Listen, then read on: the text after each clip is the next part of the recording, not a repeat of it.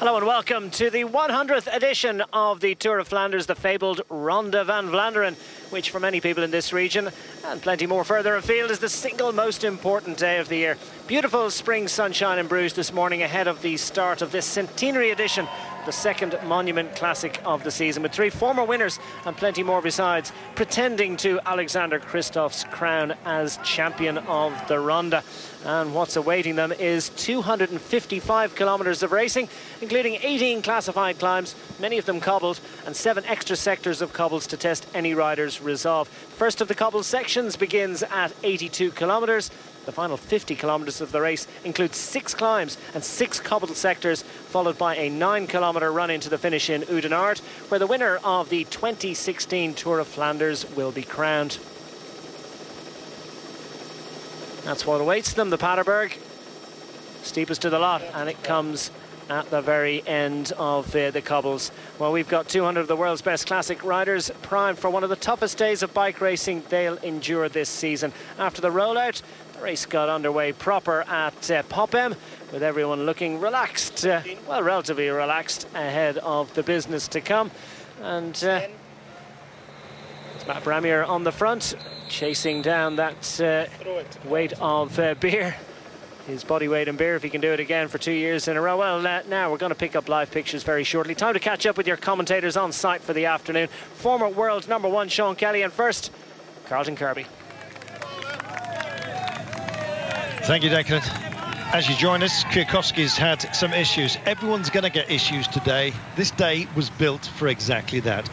Some say the ultimate test. It's kind of party time in this part of the world, despite the trauma that Belgium has been through of late. We're trying to forget all about that and just enjoy one of the great sporting spectacles on planet Earth. It is, of course, the Tour of Flanders, and it's the 100th time of asking, where the questions loom, I think, very, very large in all riders' minds. Nobody who takes on this great race really knows quite how they're going to fare. It comes early-ish in the season.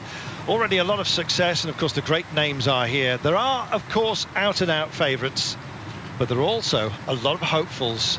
And hope springs eternal that we may well just get ourselves something of a surprise on what has turned out to be an absolutely beautiful day.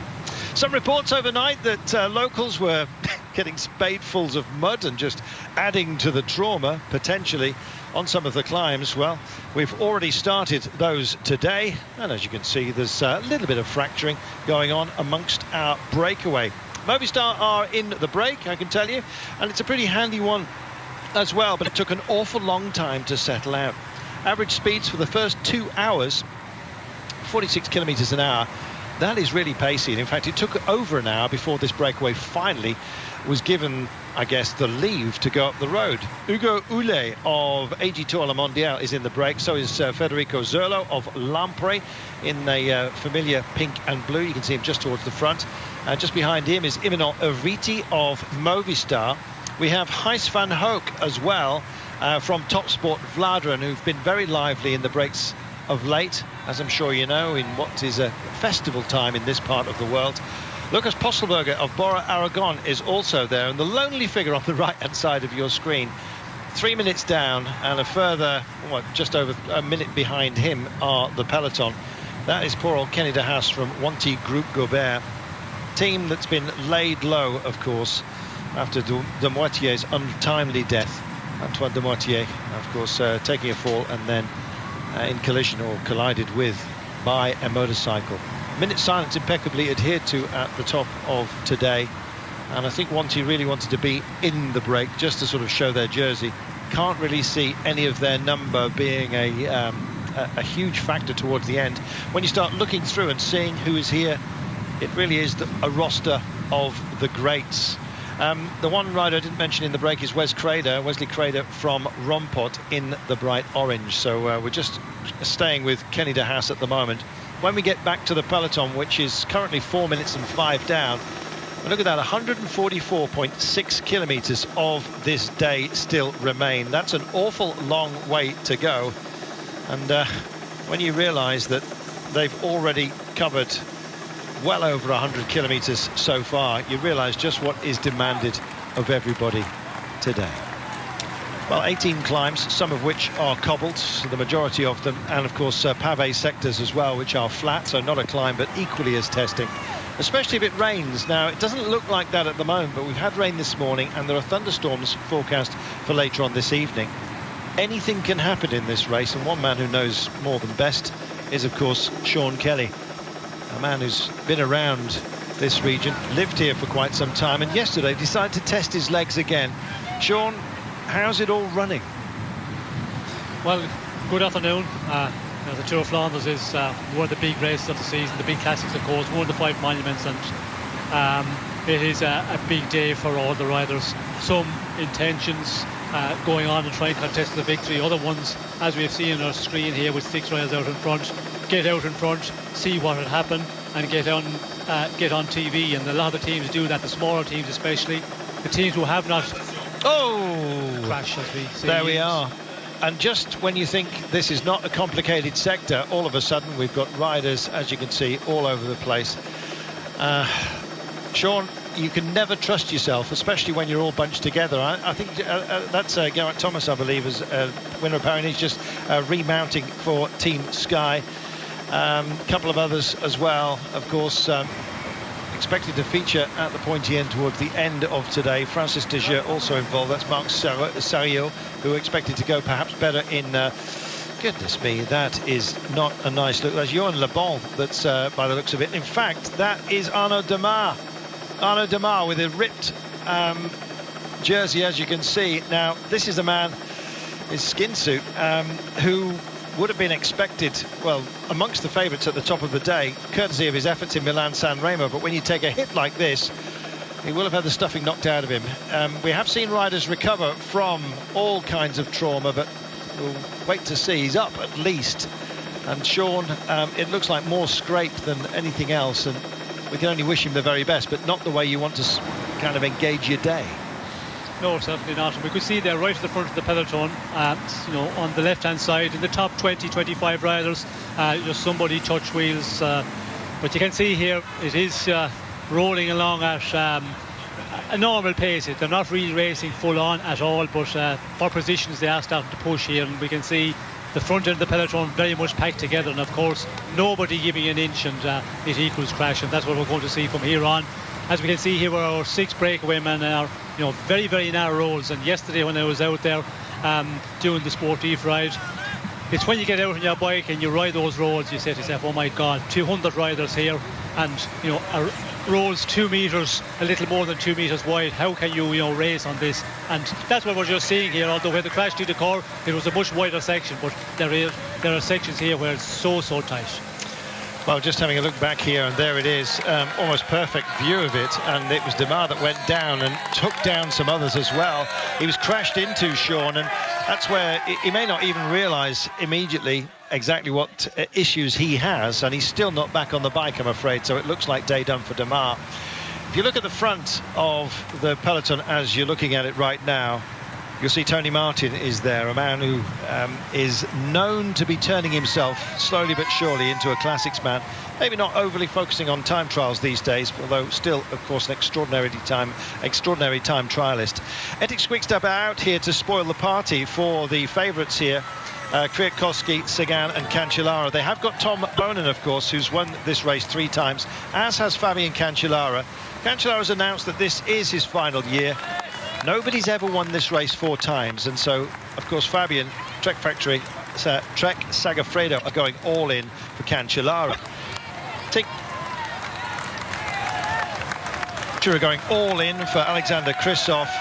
Kwiatkowski, well, they say he's the leader, but of course Team Sky have got Luke Rowe, Ian Stannard, Geraint Thomas and plenty of other quality as well. How you play this day, you have to be able, Sean, to rip up the script and indeed rewrite your strategy at a moment's notice. Well, it just changes all the time, and weather conditions today looking good at the moment. They are forecasting showers so late in the afternoon, and that certainly would change your strategy, your tactics. But as you said, things can change so quickly on this sort of terrain. Narrow roads, turning left and right all the time, a cross section of cobbles, and of course all these little hills we have to get over. So things can just blow your tactic out of window for the team immediately, and that's where you have to, be able to manage all of that. And I heard Cancellara talking yesterday. He said, the form 100%, everything is good, but the tactic is going to be so important today. And I suppose when you look at that, Cancellara, Sagan, Christoph, the big favourites, going very, very well. The other teams, they are going to be saying, well, if we wait for the final 20 kilometres, if we wait for the Oude Quaremont and the Patersberg in the end, we cannot match those guys. So I think a lot of the teams will try and put men out in front, 50, 60 kilometres to finish. So that tactic, you have to wait and see what the other teams are doing, and that's something you just read as you go further into the race. There we are. And let's just remind you that of all the obstacles, 18 climbs and 7 pavé sectors added on. Many of the climbs, of course, are cobbled as well. You see how narrow it is. Everything's a challenge, even the smooth roads, as you can see. And even on a turn such as this, you've got riders backing up, others obviously clearly been on the deck. No injuries, but not what you want. It just breaks the rhythm. And rhythm, Sean, is so difficult to set when, of all the obstacles, none of them have a gap between them of more than 16 kilometres. That is just remarkable. Yes, well, it's just, it's a really, physically it's a very demanding race, but mentally as well, it just takes so much concentration a long ways from the finish, and that means 150 kilometres from the finish. Even in the earlier part of the race when they were racing very fast today, and you did say, Carlton, in the first 2 hours they were racing at 46 kilometres per hour. That just tells you how competitive it was in the beginning. And then you go into the final part of the race, meaning the 100 kilometres to go. It's so difficult out there, narrow roads, turning left and right all the time. That concentration, it just tells on everybody, not alone physically, but mentally as well, as you go further into this race. And this is one of the classics, Tour of Flanders, Paris-Roubaix, but I think Tour of Flanders more, because it is very, very demanding, because the road, the way it turns, the difficult terrain, is just a really demanding race, mentally and physically. Well, Sepp van Mark has been bitten, a man who's come very, very close when it's Paris-Roubaix, expected to go well here at Flanders, and he's trying to get himself back in. His teammate pulled up alongside Van Aersbroek and said, take my bike, and he said, I don't want your bike, there's plenty of time left for me. But it took a long time for him to get where he needed to be. Oh, he's still not settled at all. Took a long time to get his second bike and to be serviced by his own car. Sean, the roads are so narrow here, and some of the vehicles are actually not allowed up some of the climbs. They have to go on service routes, essentially. You can be almost hobbled by your own misfortune because you're not going to get the service you need as fast as you want. And there's a case in point with Sepp van Mark. Well, depending on where it happens, and we can see Sepp van Mark here, 138.7 kilometres to go. There's not going to be a problem. If you get a mechanical problem, you get tied up in a crash, you can recover from this one, because the team will get it back in there, and at this point, it's not going to be a disaster. But if this happens in the final where you have a problem, well then your race is over. And for a rider like Sepp van Mark, who was in there, with the favourites, not one of the top ones, but definitely very much up there, and the Tour of Flanders, you have to be experienced, and that is something in the final. If you have got the experience you've ridden before, that is so important as well. Positioning, going on to those very important vital climbs in the last 50-60 kilometres, and more so in the final 20-30 kilometres, that is of vital importance. Stay out of danger, and when you haven't got the team cars there, you're depending on a good backup from team members, and that's where the big teams, the strong teams come in, where you're going to have riders with you quite a long ways into the final. It is, of course, a danger, Sean, as well, if you have principal riders behind whom all of your plans rest, or upon whom. Peter Sagan is a case in point. You see the world champion and his Tinkoff men up towards the front. He's called for them to be there, Sean. They're there to support him and act as he would like. They've got Pavel Brut, Adam Blythe, Collard, Gatto, Gogol, Juraj Sagan, his brother, Nikolai Trusov.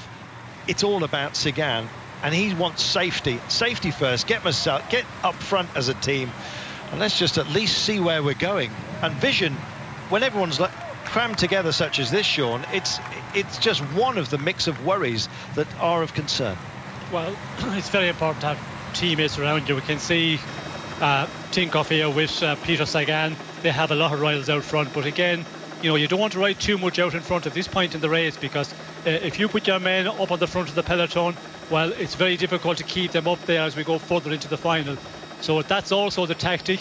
Ride close enough to the front to try and stay out of danger with a couple of teammates around you, but also, get pulled along in the peloton. And if you look at the peloton at the moment, we haven't seen, some of the other favourites, Fabian Cancellara, for example, Tom Bonan, and they could go down to the list, Christoph. That's what you've got to be able to do. You've got to be able to hide yourself, not show your face, not show your nose on our TV screens.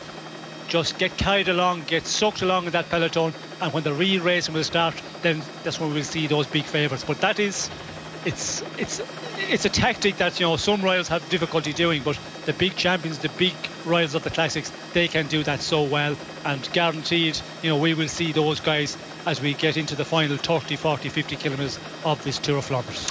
We've got several loops to take, and we will be doing the Eau de Clermont a total of 3 times today. They went up it just before you came on air, by the way, but don't fear, you'll be seeing it twice more along the way. Some of the climbs, as you've seen, have been tarmacked.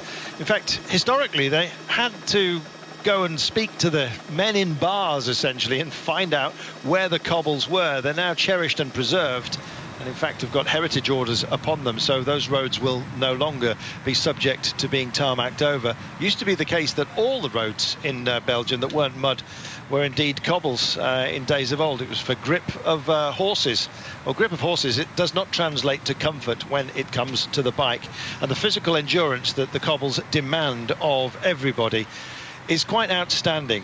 The bikes themselves, slightly modified on occasion. You get an awful lot of guys that have actually taped gel pockets within their bars so that they, just to give them an extra little bit of give, if you like, suppleness to the steering. And you can see that they actually do look very much thicker to grip onto.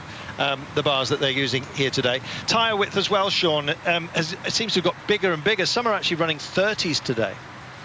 Well, I think 30s is probably a bit overdue. You have to carry that for 255 kilometres, whatever the exact distance is of this one.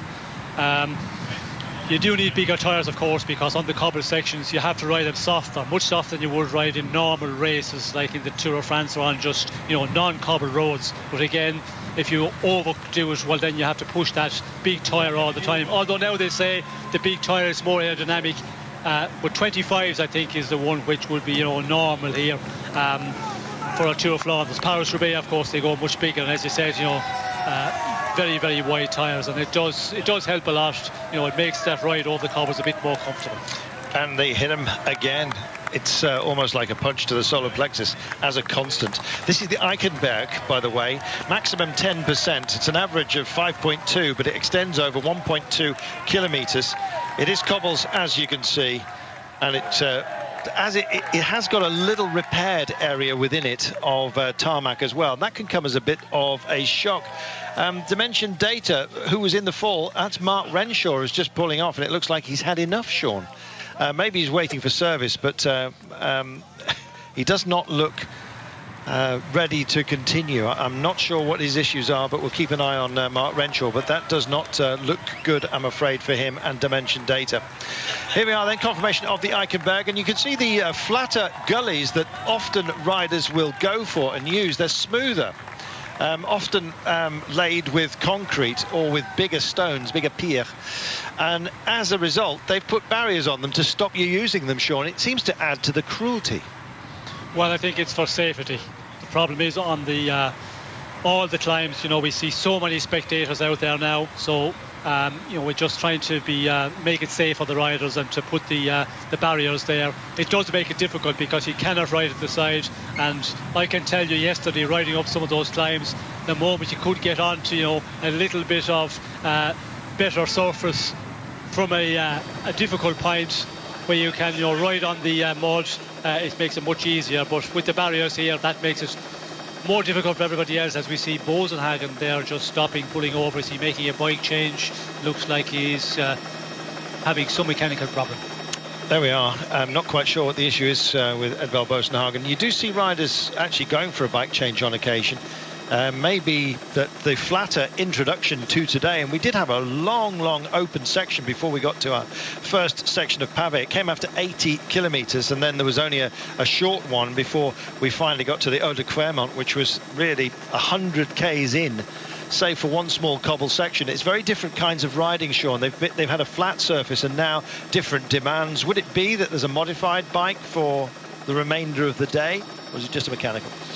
Normally not. I think it should be pretty much the standard bike you would start out with. With some riders, of course, maybe they have changed their bike, a new bike in the last number of days. Sometimes you ride it out training, it feels okay, but when you get into the actual race, it doesn't feel exactly. So you go back to your older bike. Could be something like that, or it could be just a mechanical that he's just making the change. As we can see here on the front of the peloton, it's quite activated at the moment. There's a lot of movement here. They're pushing on at quite a strong pace, considering we're still 133 kilometres. But this is the style of race. The Tour of Flanders, always a very, very nervous race. When you get into the first section of cobbles and then onto the first climbs, it's nervous from there on. There's so much at stake here, particularly for some of the big names who are wanting to write the last pages in their own history, of course. And Fabian Cancellara, he said he suddenly saw the 100, or realised that the 100th edition of this race would be coming up. This was a couple of years ago, and was determined not only, of course, to continue adding to his amazing palmares, but targeted the 100 good and proper. He trained through the winter specifically for this, had a terrible year last year, racked with injury coming out the back of that, of course. Well, right now, Fabian Cancellara is on song. He looks like the favourite that he is being declared, but nothing is certain in this race, that's for sure. And so do not assume that Fabian Cancellara, the likes of Peter Sagan, our world champion, Alexander Kristoff, who's defending champion and going so well despite illness, Kwiatkowski won the E3, and other great names who to conjure with, which we'll of course go through with you. Nothing is certain here at all, and nobody is allowed to expect anything apart from the unexpected in this amazing contest. We'll take a break. Back in a moment.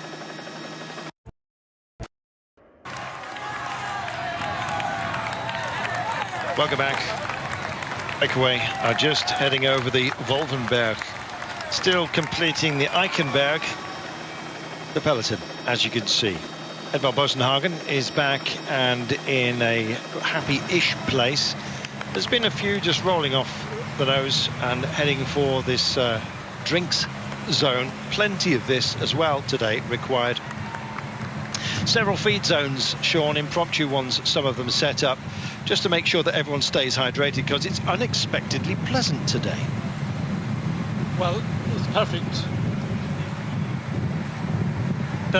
weather conditions at the moment, but again, we did hear that there's possibility of some shower in the end of the day, but I think it will be later on in the evening, and hopefully that will be the case.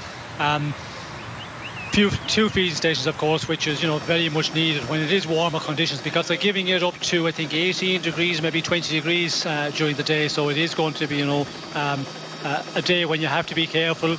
You have to hydrate well, you have to eat very well, and that's something you cannot forget, because if you do that, well, then you can pay the price dearly. And of course, out on the course as well, there's going to be a lot of teams who will have support out on some of the sections here. They will be able to hand up some drinks. They will also have some spare wheels. Did hear this morning when we were wandering around down at the start of the women's race, they were saying that Wiggle, High Five, they were sending people out at a number of points during the race on the cobble sections. So you can be guaranteed on the men's race there's going to be a lot of team helpers out there on the very, very vital sections as we go into the final 50-70 kilometres of the race. Yeah, especially if there's not going to be any service cars allowed. This is a perfect example. This road you're looking at right now, this section of Pavé and our climb, that the breakaway are taking on, it's too narrow for service vehicles to be allowed, so they go on a secondary route. You may have seen some of the crowd running away from the peloton. Nothing sinister. They were basically heading for a different part of the loop to see them come back again. A little bit of local knowledge as to some of the back roads, the high roads and low roads. As you can see, there are a few high ones to be dealt with as well. So off the Wolvenberg, they take the turn. Next up, it'll be the Ruytenstraat. The first of three successive pavés, by the way. That'll be the Kirkgate and then the Jurgerij. I hope I'm getting this right. I think it is the Jurgerij. Jurgerij? Who knows? We'll go with that. Well, oh, not again. right-hand side of the road. More falls. Sean, it's happening on pretty benign-looking sectors where the road is wide. Everyone wants to move into position and get to a safety first position. And it's that battle for safety, Sean, which is causing the issues. Yes, well, we've seen there just for quite a long time now on the front of the peloton. It is just, you know, moving all the time, and here we are again, another crash. Lots of riders down here, and we're getting into that section where there is, you know, the cobble sections coming up. We did see the breakaway on that section of the Ruiterstraat, which is the longest section. It's 2 kilometres, 650 metres, and the peloton, of course, they know that's coming up, and we can see here lots of riders, you know, on the ground. Yeah, there are. Modelo has abandoned, by the way. There will be plenty more, I'm afraid, at the end of today, and that is Capio, who's gone down and stayed down for Top Sport Bladder. Unfortunately, the Sky car is just obscuring our view for the time being. It's been brutal, Sean, so far, and some of the tumbles that we've had, as we've said, have been in the most benign-looking places. Right-hand side of the road, transition for cobbles back onto tarmac. We said there was a few tarmac sections, and it's almost like they were racing for it again, just to be up front and stay safe. Where we find Tony Martin right now. Here it is on the right-hand side. Hard to say, Sean, just a touch of wheels and then just thrown out on the towards the apex of the corner, or away from the apex, I should say. There they are. Let's have a look at it heads up right now. Looked like a dropped drink bottle. Looked like a drop bidon. Big splash and then the crash. Well, you know, the drink bottles, you know, they just come flying out when you go onto a section of cobbles, and a rider, you know, coming from behind, if you just make a movement too quickly, of course, when it does smash onto the road, the liquid comes out, and if you make, you know, a sudden movement to go around that bottle, you could slide out very quickly. And it looked like that was the case. It looked like a Lotto rider was the one we could see, you know, starting to go down first, but a BMC rider also here not looking good. Yeah, still haven't got an ID, I'm afraid, but it looks very much like collarbone. He's holding that arm, although extended. Quite often it's just bent across the chest. Kenny de Haas, a brave effort by him, I think, Sean, today. He really did want to do something. For Antoine Demartier, I believe, his fallen teammate, of course, who was unfortunately lost his life recently, having been hit by a course motorcycle. So Monty not part of the breakaway, but a brave effort nonetheless by Kenny de Haas. Yes, and he's now just about to be reabsorbed. Sorry, I think Kenny de Haas, he just got out a little bit too late. The breakaway of 6 riders were up the road. They had a nice advantage, I think, you know, well over the minute. Kenny de Haas set off in a lone chase, but, you know, to close down on 6 riders when they're working very, very well together out front, it is a big ask to do it. And of course, when you look at the breakaway of 6, you have the teams who really haven't anybody to contest in the final of this one. You know, AG2 All Mondial, Lampre, Movistar, Top Sport, Flandern, Bora, Aragon, Rumpot. All teams who haven't got a rider to look after, who haven't got one of the big favourites. And of course, Top Sport Flandern, they would like to have, Wanty would like to have one in there, but they missed the bus, got out of the parking too late. There we are, afraid so. That's the way it goes. Nice to see Ilio Kaiser, great 6-day rider, Grand Tour stage thief, does a fantastic job. Who can forget his amazing finish, Tour of Turkey, Stage 7, 2012. Go and watch it. It's something to behold, and it was a pleasure to call it that day. And he, of course, took the last stage of the Giro d'Italia last time by, and he's a man who functions at the absolute highest. He really is a 6-day specialist, and that kind of boxing clever that you need, Sean, on the track comes in very handy on a day like this. Well, I think he is, you know, a very good road rider, although he's, you know, better known for the track. But in the last number of years, he's concentrating more on the road. He does do the 6 days, but he is, you know, a talented rider. We see him in, you know, those style of races, the more flat races. And the cobblestones, he can just ride that so well. And, you know, he's a super domestique, I suppose, for the Ethics Quickstep team, and, you know, able to win in his own right as well. When he's giving the opportunity, you know, very experienced, very cool, and, you know, he's won a few very, very important races on the road. He certainly has, and a thoroughly nice guy as well, Ilio Kaiser, who's doing a lot of the driving at the moment. It's interesting, Tony Martin is being moderately protected today. Could the great time trialist Sean turn himself into a monument winner? Well, I think depending on the tactics in the final, and when you get into this final 50-60 kilometres, I think Tony Martin, he could be one of the guys that the Ethics Quick Step team will use and maybe send him out front. And if he gets away in a group, well, then we know how strong he is. He can go on and on. But against the bigger favourites, he is not explosive enough, especially over these very steep climbs. That's where he will struggle. But in a smaller group with riders who are not the big favourites, then he is a danger one if he gets that into that break and they're allowed to go out ahead. Our breakaway up the Kirker Gate. It's not counted as a climb, but as you can see, it does have an incline to it. And of all the different cobbled sections, this one looks amazingly well manicured. Clearly, they have clubs, societies that protect them, Sean, and actually engage it on wet and damp Sundays in resetting the cobbles. And it's their efforts bring us so much joy and pleasure each time we come by. Well, if you're sitting in front of your TV screen or if you're commentating on the race, they give us a lot of enjoyment and a lot of pleasure. But when you go out and ride them, there's not a lot of pleasure out there. As you said, I was out there myself yesterday and rode, very, very slowly over them. You can do that, but when you have to race over those bloody roads, they are a killer. Sean does shake a fist at them sometimes when we head by. Oh, hello. One of the Movistar boys, looks like a mechanical only, but rear wheel, and taking an awful long time to get this one sorted out. Does so is one of his teammates has cannibalized his own bike in order to hand over the rear wheel, and away he goes. Can't quite see who it is just for the time being. Movistar, decent team, but I don't think going to be burning any bridges down, I'm afraid. Nelson Oliveira, Amador, Lobato, Daya Quintana, not his brother, of course. Eminol Avitiu's in the breakaway. Ventoso as well can go reasonably well. Let's just go back to Ethics Quickstep because they're doing most of the work at the moment. Elio Kaiser there with Tony Martin just behind. Zdenek Stybar, Nicky Terpstra, as well as, of course, Tom Bonen. He's almost he's a byword, of course, for greatness when it comes to Belgian cycling, but he's not necessarily the chosen one today, even within his own team. They've got so many options, Ethics, and I think they'll be stronger because of it. Well, certainly, when you look at the riders and the Quick-Step team today, their number of riders, quite a number they're capable of winning in certain situations.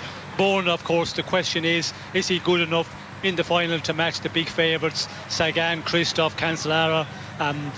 We will see hopefully today, because we haven't had that opportunity. Last year, of course, we did see Bourne crash in Paris-Nice. Then we see Cancellara also having the problem. So unfortunately, we haven't had the opportunity in the of more recent. So will he be good enough? I think Ethics Quick-Step. I'd be surprised if we see Tom Bonen being used earlier on to go in the attacks, because they have so many other riders within the Ethics Quick-Step. And as you mentioned, Tony Martin, you have Stybar, you have Terpstra, Trentin, all very, very good riders over this sort of terrain. Very much so. So they've got options. So have Team Sky, as we just watch Martin Cilingi wrestling the bike to get back in, and also struggling here is Lew Vester, which is something of a surprise. He went off the front earlier, and now he's very much at the back. Not quite sure what Wester's issue are, but there's been a lot of illness around as well. With the hot and cold weather, it does not help. And some other great riders as well. Sam Bewley looking a bit second-hand, I'm afraid, for Orica Greenedge, who'll be going all in, I think, for Jens Kerkelaer. He's their sort of natural choice in this kind of terrain. But the big leggy man Bewley looks laboured for the time being. Up front, Team Sky off the peloton, who are 3 minutes and 33 down. That's half a devil. Luke Rowe, Ian Stannard, Geraint Thomas, and, of course, Kwiatkowski, who's been described as their principal choice today after victory in the E3. Of course, Geraint Thomas won Paris-Nice and the Algarve. Ian Stannard, though, a huge engine room. And Luke Rowe, I think he's a great dark horse choice for today. Well, definitely. Within the Sky team, again, they have a lot of riders very much capable of winning this one. Depending on what way they ride this race tactically, if they wait for the final, well, then maybe it's a bit more difficult for them. But when you have a number of riders, 3 or 4 riders at least, capable of winning, I think those teams are going to try and use the tactic, get a group out in front 50-60 kilometres to the finish, and that way Cancellara's team, Sagan's team, will have to do the chasing. So it's going to be a bit of a, teams against teams to a point. Who is going to be the best one? Who is going to succeed? Will there be a breakaway that can go on and maybe contest the victory of this 100th edition of the Tour of Flanders, or will it be just taken back together in that 30 kilometres, 25 kilometres of the finish, where we will see the big favourites out? Well, we've already had an attrition rate. We'll get updates on those who've already stepped off the bike, but it's looking like it's thinning down. There you see the use of the rain gutters. They use bigger stones and they lay them end on, and so you don't get quite the rattle. Some of them are actually concreted with storm drains underneath, and you see the high crown in the road as well, so it's hooped essentially. That's to sheet the rain off towards the gullies. And as a result, it's hard to find a comfortable place to ride. There you see the solid concrete and much smoother rain gutters at the side of this tarmac. Trouble is, if you start playing down there, it's where generally occasionally flints, other kinds of little bits of gravel tend to live. They get kicked there by the cars, and they are swept up, but there's no over manicuring of the race circuit, Sean, and the loops that we're doing. They don't try and tidy it. The roads are in great condition, but they don't try and over manicure them, although I have seen cleaning on occasion when there's been a lot of farm machinery being moved around, but they haven't needed that because we've had rain and now it's all dried out today. No, the roads are pretty much in good condition, but again, there is sections where it's not great. There is, some sections yesterday I did see it where the normal Tarmacadam road, some potholes, some broken surface a bit. So it is a place where punctures are a bit more possible, but in general, the roads are good. The only problem is in Belgium, the roads are very, very hard. The concrete sections, with these gaps between, in the centre, it's a very, very dangerous thing in the middle of a peloton. And we often see where riders go onto the bike paths as well, or where they ride in the water gullies. That's all. It's all risky stuff, because you can just get a mechanical problem, a flat tyre very easy there with loose grit. You can also have difficulty if it's wet to get out of those water drains, and there's a lot of areas where you can get caught out, and if you have riders who are not experienced, that's where the problem can arise. And going back to experience, I think we touched on some of the teams. If you look at the Sky team, very, very strong. They have the numbers. Kwiatkowski is a rider who's in real good form. We see him at recent winning one of the semi-classics, but he hasn't been in this race. He hasn't got the experience in this race, and I would be concerned, that might be a problem for him in the end of the race. But if you're really, really good and you're in really good shape, well, then you can overcome that. Jesper Stuyven just being brought back into the fold. He's part of the drive to make Fabian Cancellara, or help him to win what would be a record 4th victory in Flanders. And as you can see, he's pacing his way rather sweetly through the cars. He's got his own car. He's behind that right now. He'll pop out into the wind in a few moments' time, but they're busy compressing and bringing him back. I don't think anyone's going to complain too much about that. Numbers have diminished, Sean. Look at this. This is the main body of the peloton right now. It's been a long day so far. This is not a climb, but look how many riders have been tailed off just because of the turns, the changes in surface. We've got great weather today, but it's still just as combative, isn't it?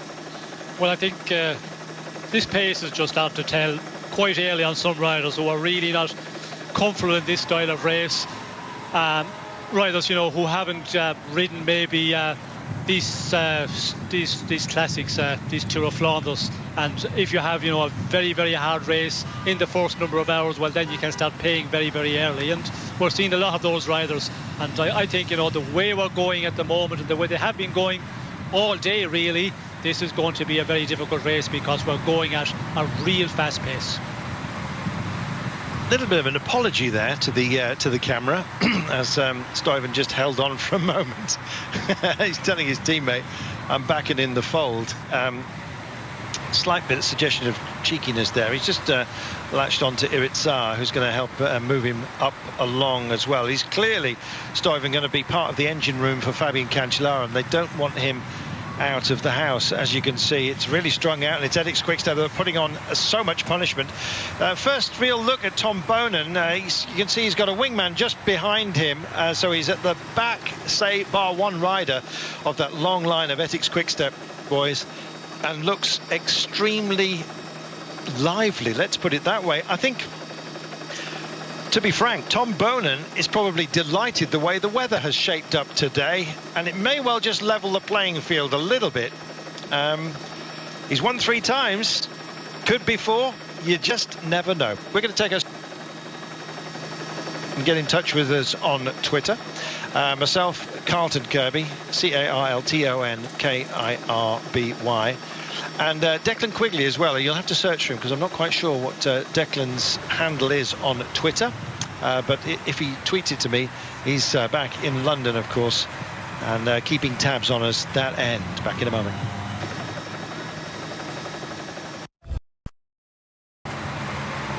We are on the Molenberg, and this is a spiteful, nasty climb. As you can see, it's not a good road surface. It's been compressed just each side of the crown by heavy vehicles going up and down here. There's some broken sections as well. It's one of the roughest they've got to deal with, and this camera, even with Steadicam turned on, as you can see, is having a bit of a rough time. Etix wanted to be in a good place, so did Team Sky, and likewise Lotto Soudal, that we haven't really focused on. They've got Andre Greipel in here, who does a lot of work on days like this. Pim Lichtart as well, but Thijs Benoot, the youngster, very much part of proceedings and wants to be at the safest place, and of course was prepared to fight for that, Sean. It was a squeaky moment getting into that corner, but they did a good job. But look how it's compressed them and strung them out.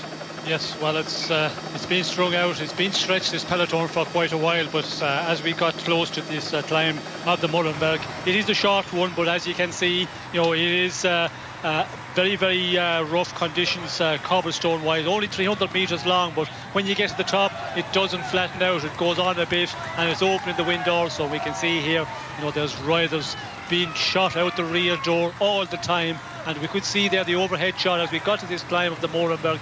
You know, there was 50 or 60 riders in the front, and then the tail end of the peloton, there was cracks, gaps everywhere. That looked like Bagdonas was giving up the ghost. Just asked one of our colleagues here where the list of abandons are, and he said it's too long. It's too long, for goodness sake. Well, some might say the day is too long, Sean, at 255 kilometres, but Bagdonas looks very second-hand. I don't even think this is a mechanical. I think he's had enough, frankly. Yes, it looks like that. You know, it's empty, and we're seeing that for quite a while already. You know, 20 kilometres or more. We've seen riders just losing contact from the tail end of the peloton, and if you're hanging here on the tail end, you know, it means that you are starting to suffer. They are the ones who are getting into difficulty, and slowly they're just, you know, being dropped out the rear end of peloton. The Vinkje windmill. It's not for grinding corn. It's a pump. There we are. Thijs Benoot, I'm hearing, is out. Well, that's if that's the case, that is a big hole in Lotto Soudal's armoury, Sean. Well, yes, he was certainly up there as one of the favourites. Maybe the top, not the top favourite, but he was down there, you know, in the second row of favourites. He was, yeah, very much up there with Steybaert, Ian Stannard. Christoph also, surprisingly, he wasn't, you know, one of the top favourites for today, but again, the more difficult the race is, we know Alexander Kristoff, he can just, you know, go on and on. I think this style of racing will suit him, and we can see here, you know, the front part of the race at the moment, still with 116 kilometres to go. There's only 60 riders, if that, in this group, maybe 50 riders, and we did see that crash where the water bottle seemed to, you know, hop out. I think Benoit was the rider, looked like he was going down there. We could not really see, but we did see a Lotto Soudal rider going down, so it must have been him, because must have been. That's the reason he's out. I don't think he would be, you know, at this point, you know, the way he's riding recently in good form, it has to be from a crash. That's a real shame for the youngster. So yeah, you saw the water bottle explode. Somebody, it may not have been the bottle that brought them down, but somebody will have just jinked with almost the shock of it. And then all of a sudden it mirrored itself and reflected right the way through the peloton. And I'm afraid it looks like Thijs Benoot, the youngster, has been caught. caught out. Tony Martin is driving this on at the moment. He's got his hands drooped over the bars, puppy paw styly, and when he's in that sort of super relaxed mode, it's almost rude, Sean, because he's putting so much hurt on everybody else. And look at the compression trying to get into that corner. It's all strung out single file after it, but they're 4 or 5 wide coming into it, desperate to hold on to position, and there's lots of gaps opening up here. The line, the elastic is snapping all over the place. Well, the elastic, as they say in cycling, it's stretched majorly at the moment, and we did see there, I was saying 50 riders in that front group. There's only about 25 riders. Then there's another group chasing on, maybe 25, 30 riders. And as we can see here, 3 groups at the moment. That chasing second group just about to make contact with the front end of the peloton, which is 25 riders we can see there. And it is Lotto and Ethics and Sky who are pushing on here. Fantastic. Great to see Ian Stannard as well. Big powerhouse that he is, and good to see that Sky, at least for now, have formed themselves an alliance and are working with Essex Quickstep. Bodes very well for Tom Bonan, and he would have preferred good weather. He's got that. He's called for pace quite clearly. He's got that, and it's having an impact. So some of his main rivals are finding themselves where they don't want to be, and that is, I'm afraid, looking a bit second-hand, including Orica Greenedge, who've been bullied here. Jens Kirkelaer, their local boy, essentially. They haven't brought a whole load of firepower here, and no disrespect to the likes of Mitch Docker or Luke Durbridge, old Turbo Durbo, or indeed Svein Tuft. But I just, in my mind's eye, can't see that being a fighting force. Not when you've got Sky and Ethics working so beautifully. There's Peter Sagan, almost alone. Well, he is alone. He's shed his team. He's used to functioning on his own, though, Sean. He's very capable of latching on to other teams, but he's had too many seconds yet again, hasn't he? He's adding to his collection of seconds at the moment, is poor old Peter. Well, I think he is, much better situation than he was in past years. I think he had, difficulty getting a victory, but, he's already had victories this year. Looks like his shape is coming real good at a good moment. I think, he started off the earlier part of the season back here in Europe where he wasn't in, the best of shape, and that's the way you've got to do it.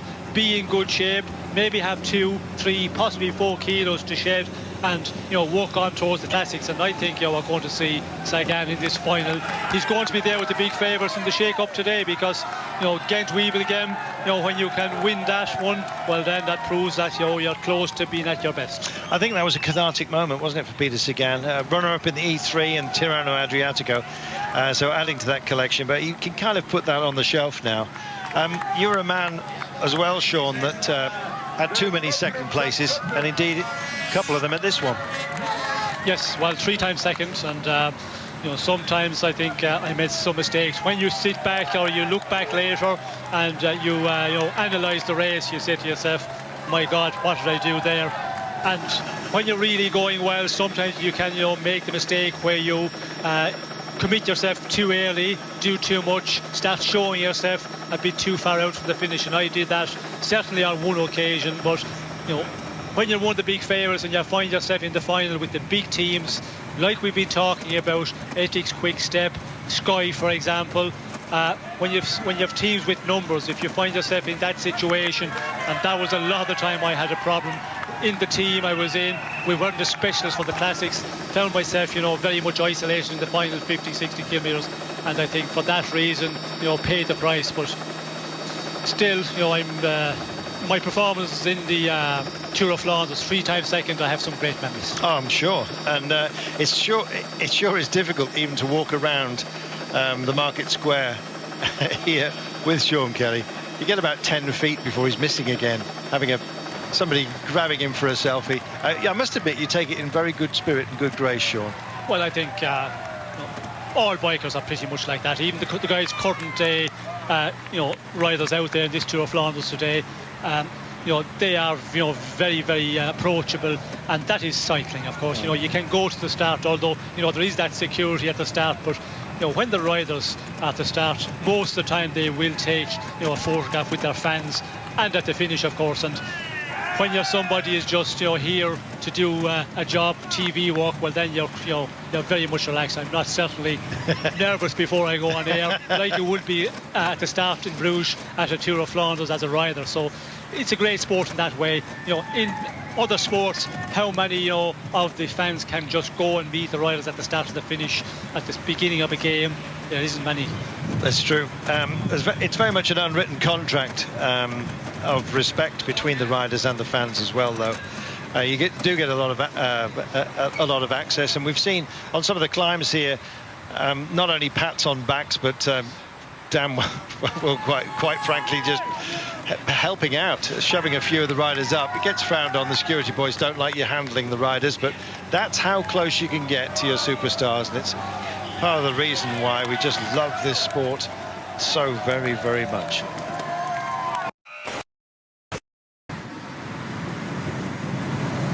An enormous long line of pain and trauma, and Fabian Cancellara's team have got to do some work if they're going to make sure that Cancellara manages to get himself that coveted 4th win. 108.7 kilometers remaining today, and it's been a tough old time of things. This is the engine room essentially for Fabian Cancellara that's trying to make sure it's in the right place at the right time. It isn't for the time being. Marco Collardan has had an issue, so have a couple of others, Jesper Stuyven. They're not alone. Irizar likewise has been struggling to get back in to where they want to be, which is striking on behalf of Fabian Cancellara up front. So will they manage to make it? It's anybody's guess. For the time being, you can see there is a pursuit group 49 seconds disengaged and a secondary peloton at 1:32. They have been busy fighting with each other essentially through every single corner and every climb along the way. There have been so many of them as well that they've had to deal with, and in fact in total 18 climbs, most of which are cobbled, plus 7 other cobbled sections to be dealt with on the flat. It's not an easy task at all. It was never meant to be. This is what Flanders is all about. Stuyven up next. For those of you who's joined us on Twitter, I'll be getting to some of your questions in a short while, but still with 107.9 kilometers to go, and 46 seconds now is the gap. Sean, it's starting to fracture all over the place here today.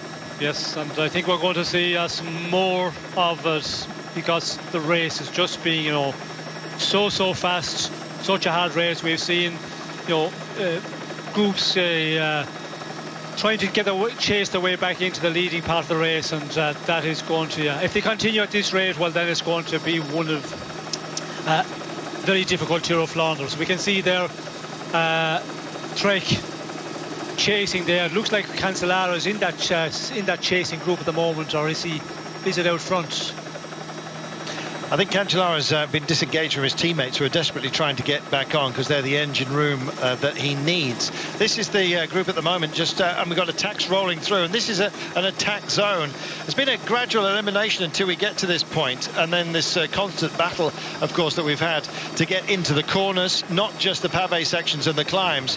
And so as a result, you're getting a breakdown of the main body of the peloton. Now, this is where attacks always happen, it seems, on the run into the Hagenhoek, which will be in about 7 kilometers time.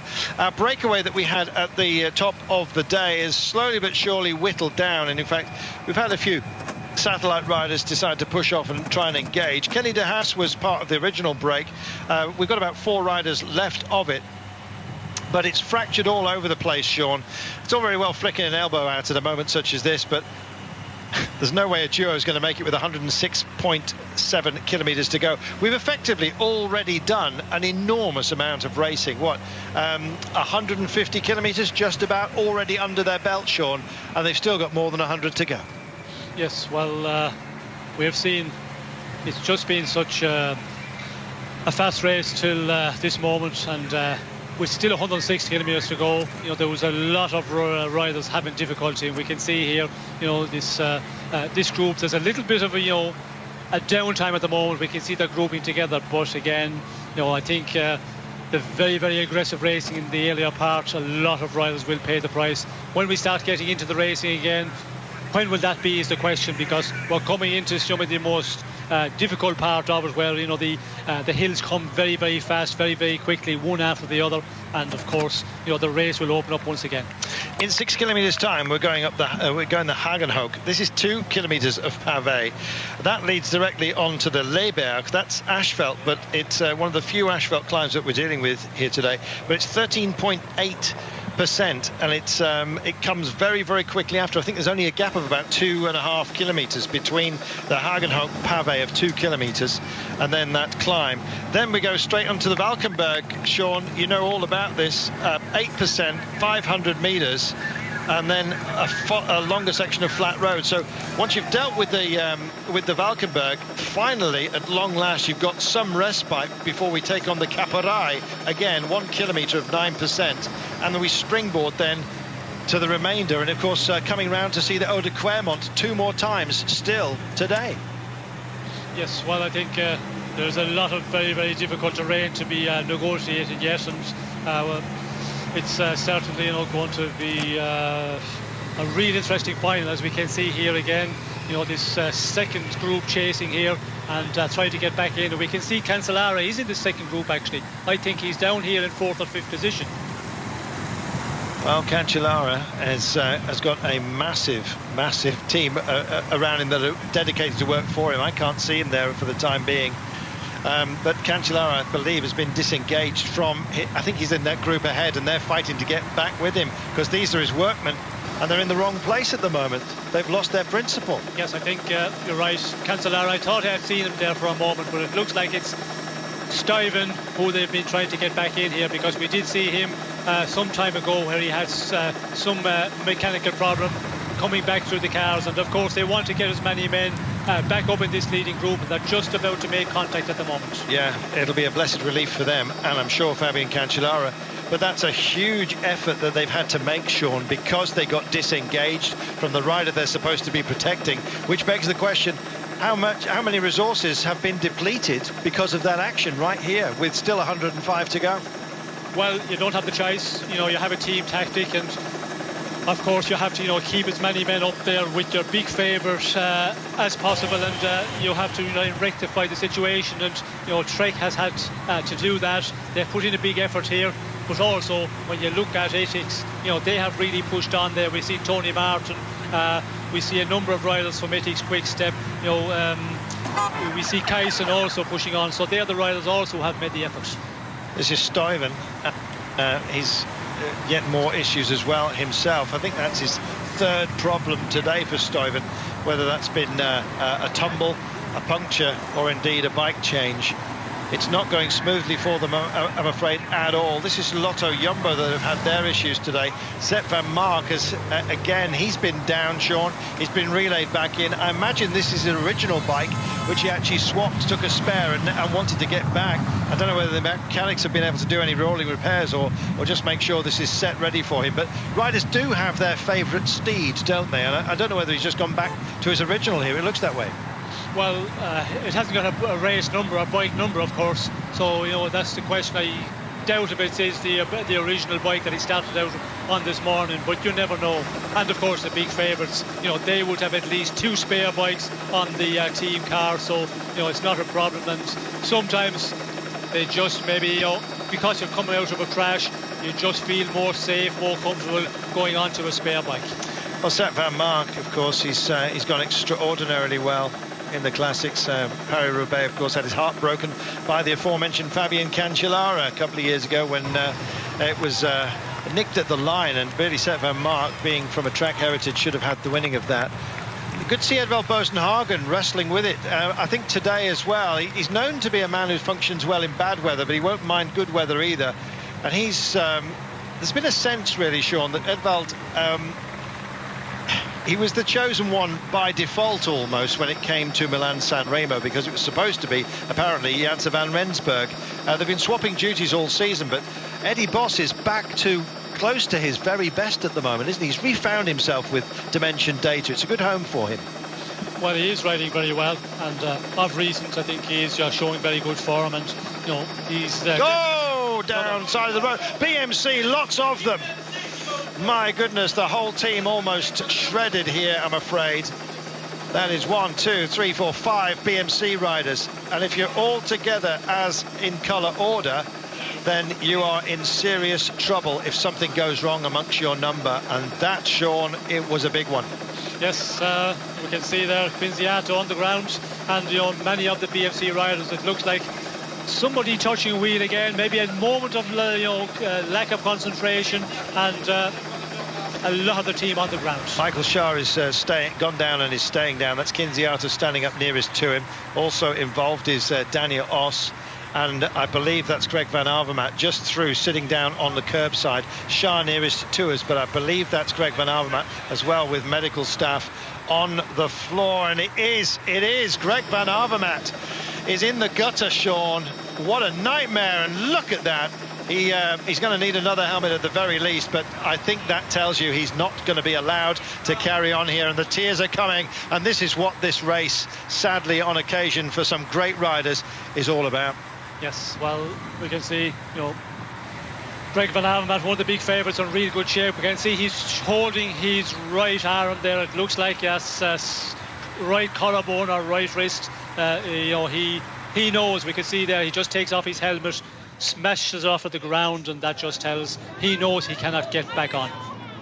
What a nightmare. One small incident, Sean, within one team. They were in protective mode all together, and so the impact was effectively magnified. Well, that is the danger when you're riding with a team. We can see here once again 4 or 5 riders of the same team. One of them touched the wheel, down he goes, and takes 5 of the team out. Wow.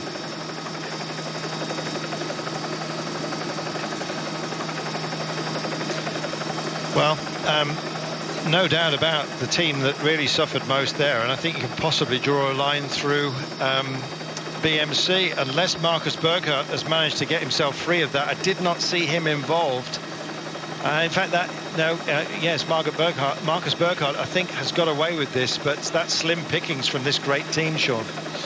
Well, yes, it's the risk when you ride, just team together, and that's the way BMC were going to do it. Van Avermaet, he was the protected rider, so trying to keep him out of danger, trying to keep him sheltered, keep him on the front of the peloton, as nearest to the front as possible, conserve energy, as we talked about earlier in the day.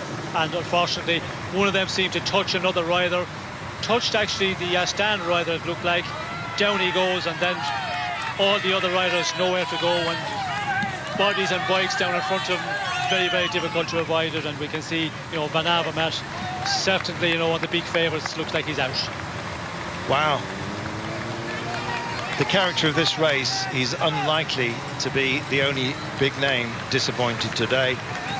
Really thought that Fabian Cancellara was going to be hobbled, because he was waiting for his team, and in fact his team invested an awful lot just to bridge over a gap that had been thrown up between the main body of the peloton. It had split on some of the narrow roads. It begs attacking cycling, and with 100.8 kilometres remaining, we still have 4 riders from the original breakaway in a relatively happy place, with 1 minute and 13 ahead of the main bunch. Well, we're going to take ourselves a commercial break, and when we come back, we'll be welcoming viewers from all over the planet to this celebration. Well, right now it's commiseration, and most of it has been issued to BMC, the team that found itself all together, but in the worst possible way, on the side of the road. My, this race hurts, and it hurts some more than others. Just over 100 kilometres to go. We've already done 155. How cruel is this day? If you're only just joining us, BMC have been cast asunder. Greg Van Avermaet on the deck. Touch of wheels amongst his team. They were going at pace on a traditionally attacking section of this amazing race.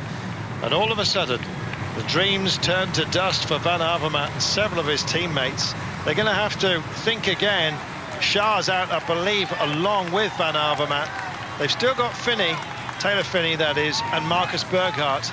A diamond duo, perhaps, on any other day, but you need team support on a day like this. Haller wrestling his own bike, as you can see. The attrition rate has been absolutely huge, and as we cut back, you always start to worry that you're going to see another one. There's barbed wire there at the side of the road, and if you do drop off into the gully, you can get yourself a pinch puncture as well. Look at how deep that is, and then muddy wheels. It's a nightmare, Sean, and several chapters to every single event, including corners such as this. Bated breath time throughout. Yes, well, the chapter never ends until you get to this finish line. That is the terrain of the Tour of Flanders. We could see the rider there, Haller. There was a Movistar rider who just went into off the side of the road, off that concrete, and it was 3 or 4 inches down.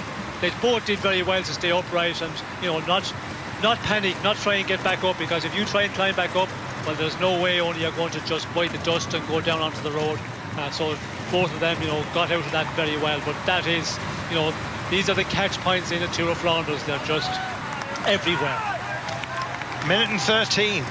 That's the gap, and charging into it at the moment are Ethics Quickstep. They've been doing most of the work, Sean. I'm still not sure whether it's Tom Boonen they're working for. Stybar, Terpstra, Tony Martin. Why not? They have got a rack full of talent here, and everyone else seems to be in their wake.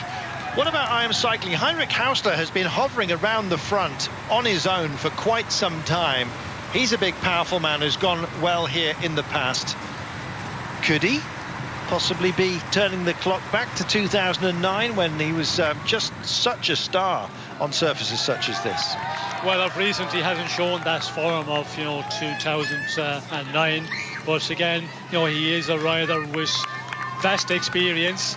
Maybe he's just getting into form at the right moment, and if you can follow this race and stay out of trouble, that is an achievement on its own. And you get into this final 50 kilometers, we can see once again it takes this quick step.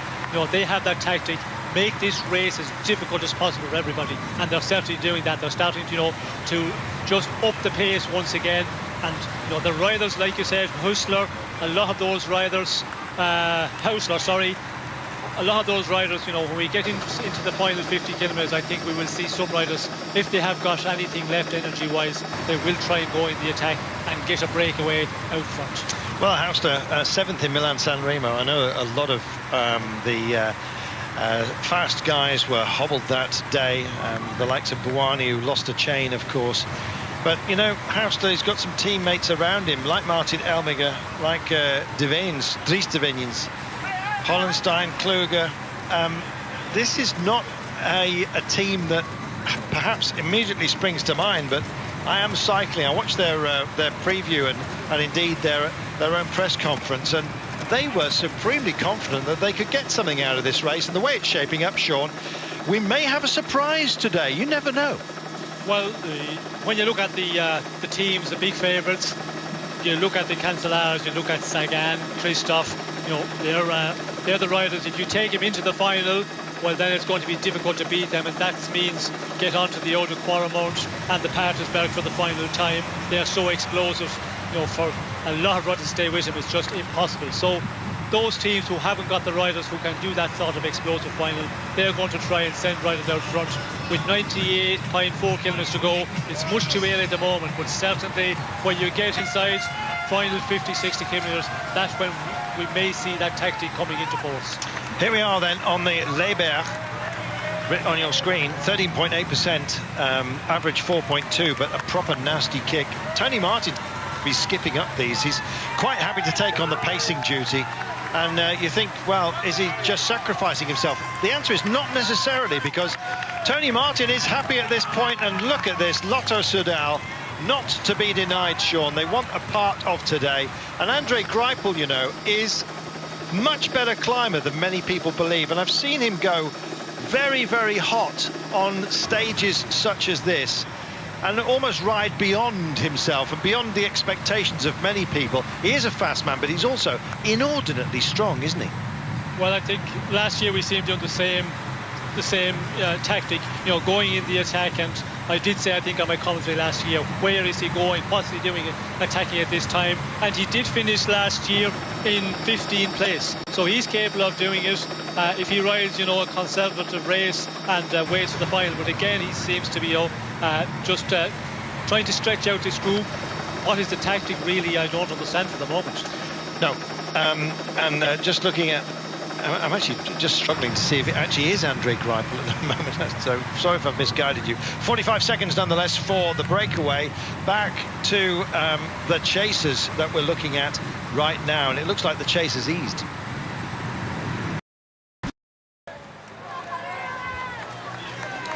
.6 kilometers remaining. 49 seconds is the gap between the remnants of our breakaway. Just the three of them. This is Ule from AG2 on La Mondiale in the brown, dead center of your screen, as you can see. Aviti from Movistar have done a great job from a team that really not expected to suit them this race at all. And Gijs van Hoek of Top Sport Vlaanderen. Chasing them at the moment, a couple of Germans. Andre Greipel has got Niels Pollitt with him.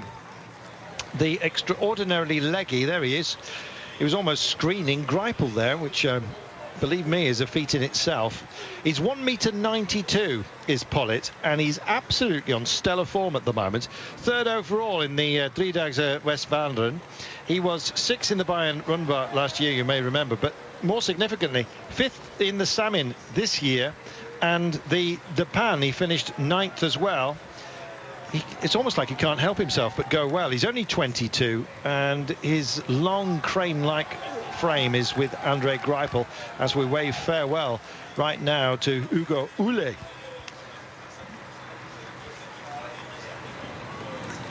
So we'll be handing back to Declan Quigley in a few moments' time, and in fact Declan will be doing a few drop-ins, including some of your thoughts on Twitter, provided we get a brief hiatus. It seems maybe that way right now. We've had a regroupement of three larger groups that have come back to form one. We've got a fracturing breakaway that looks like it really is at the end of its time here, Aviti and Van Hoek. There you saw just behind Ule, who's more or less given up the ghost, I think, of being part of this.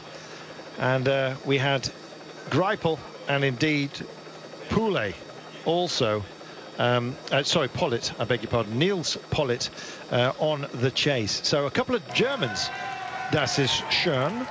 93.6 Ks to go then, and Sean, it looks like everyone, at least for now, is in respite mode as Alexander Kristoff decides to come and get a bit of fresh air up front. Yes, well, there's certainly a slowdown for the moment, and I think it will be well welcomed by a lot of riders because the way they were, racing so fast, it was going to be difficult, to get anything to eat, to get some food out of your pocket, have some drink, and we can see now on the front a little bit of calm for the moment, but 93 kilometers to go. The surprising one is we see Greipel there going in the attack with Polish, the other German rider, and there's going to be more riders and more teams saying, look, these two guys are going to try and slip away. They are fresh men because our breakaway out front, it is, breaking apart. There's only two men, in that from that leading six-man breakaway from earlier in the day. So there's more riders going to try and get across, and here we are, riders trying to slip out up front of peloton, and guaranteed team managers are, calling orders now. If you're feeling good, if you have anything left, go for it and try and get out of this peloton while there's a can.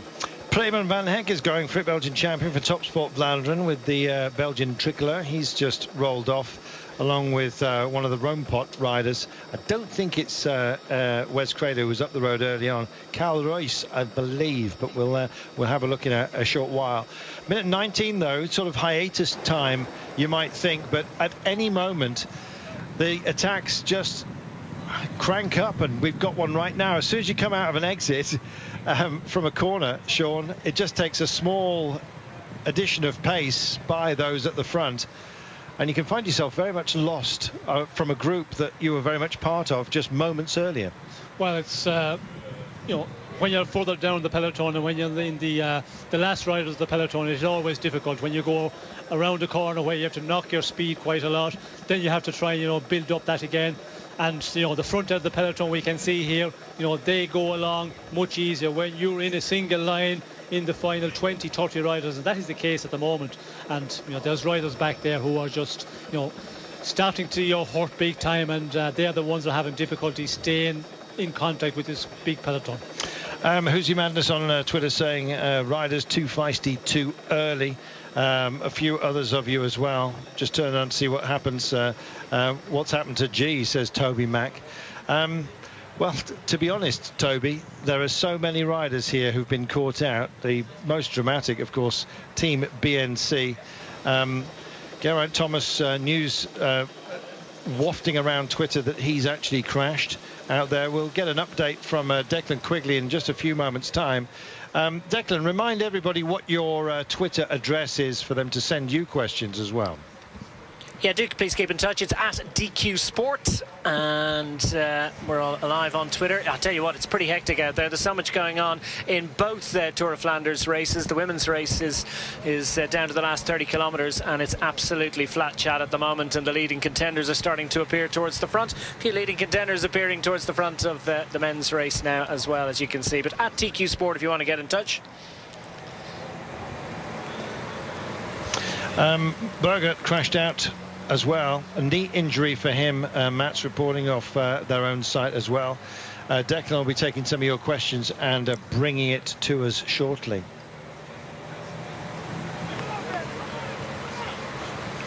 Sean, the attrition rate here has just been unbelievable, and particularly for BMC, who've basically had the heart ripped out of their race. I think they've only got Taylor Phinney left.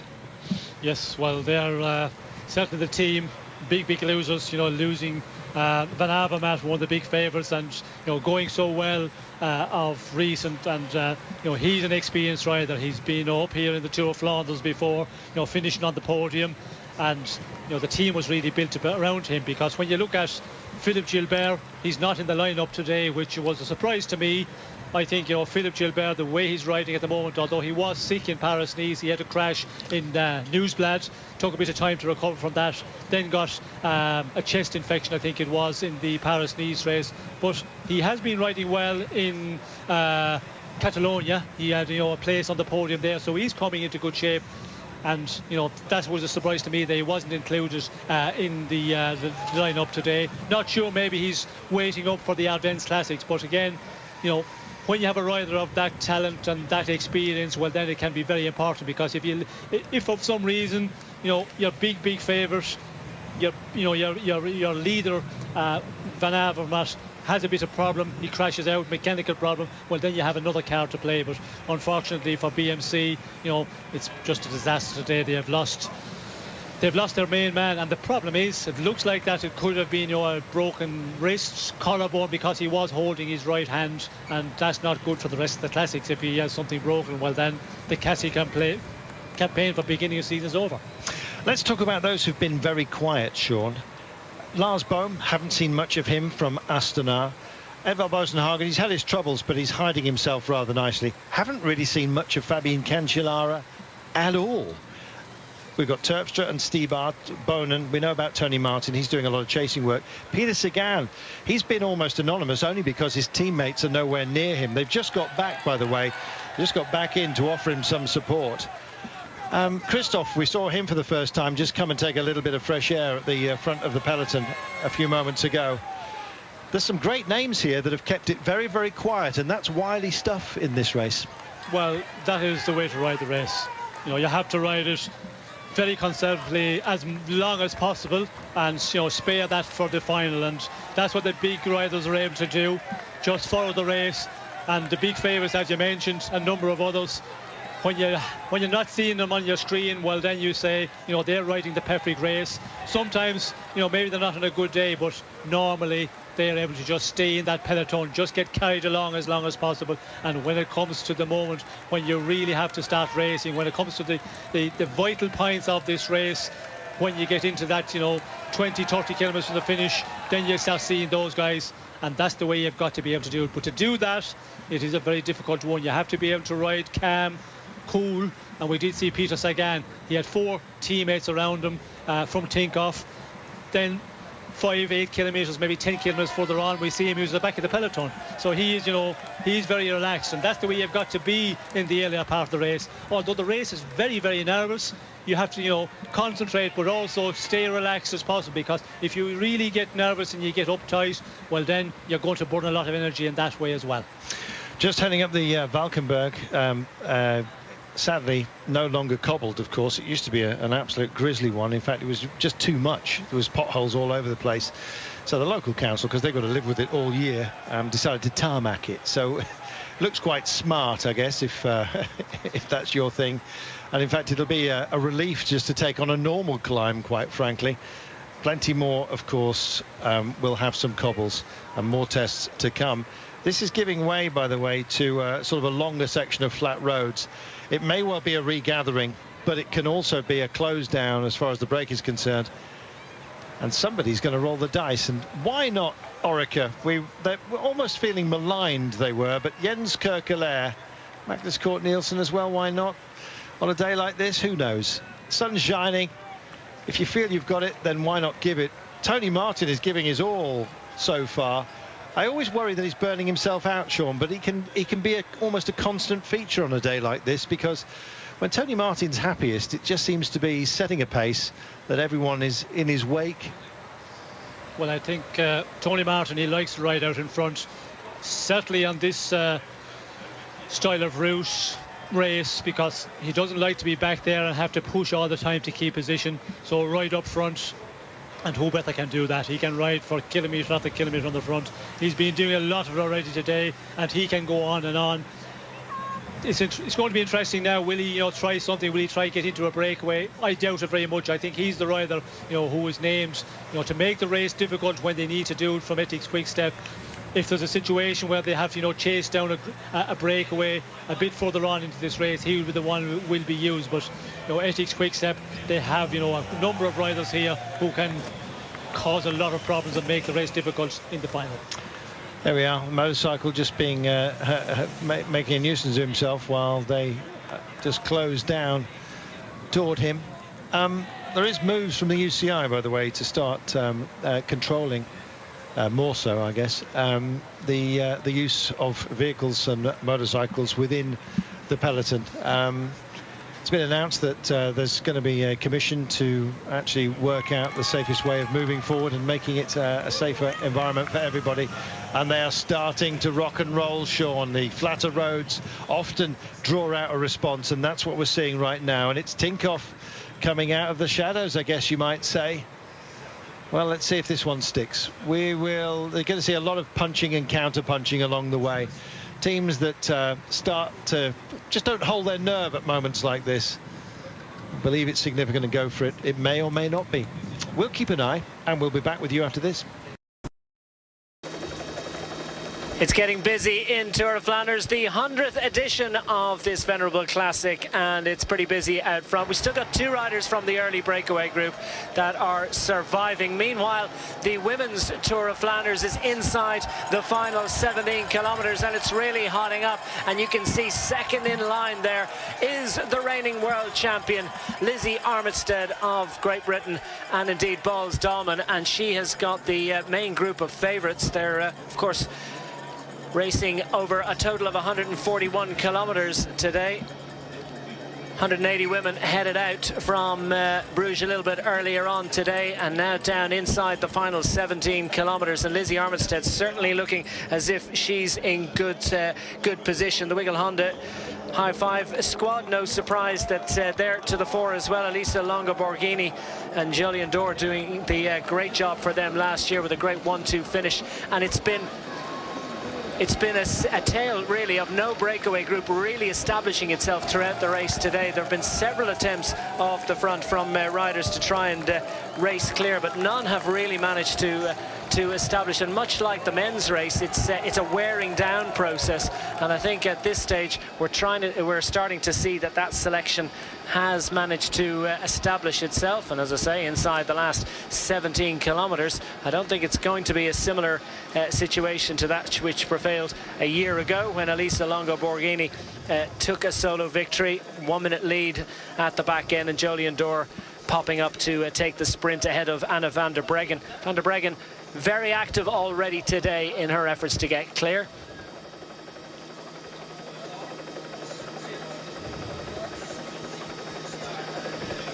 So the women's race coming towards the back end. The men's race, meanwhile, well, it looks as if The breakaway group is very shortly going to be brought back. The final two riders, Guys van Hoek from Top Sport Vlaanderen and Imanol Erviti from Movistar, about to be dragged back. But the peloton, well, sitting at 1 minute and 12 seconds at the moment. We've had plenty of activity on Twitter this afternoon. Great to have so many of you with us. I'm just scrolling through them. Bridie Jenner wants to know if Daniel Oss managed to make it back into the peloton. If so, could he be given the chance of winning today?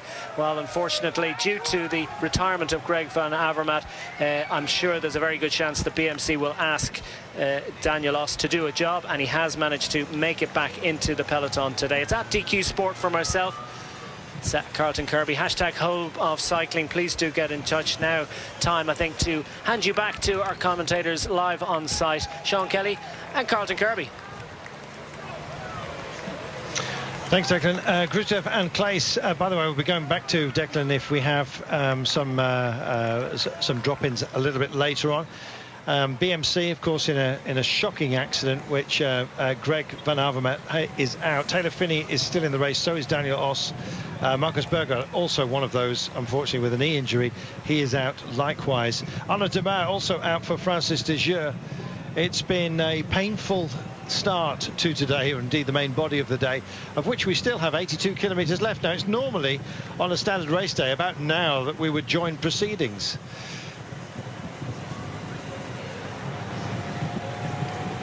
And we are going to see those pictures in a few moments' time with Declan.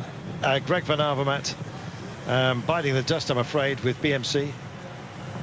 And Francis de Gier seeing the ousting of Arnaud Demar, who did such great work in the Milan-San Remo. Declan.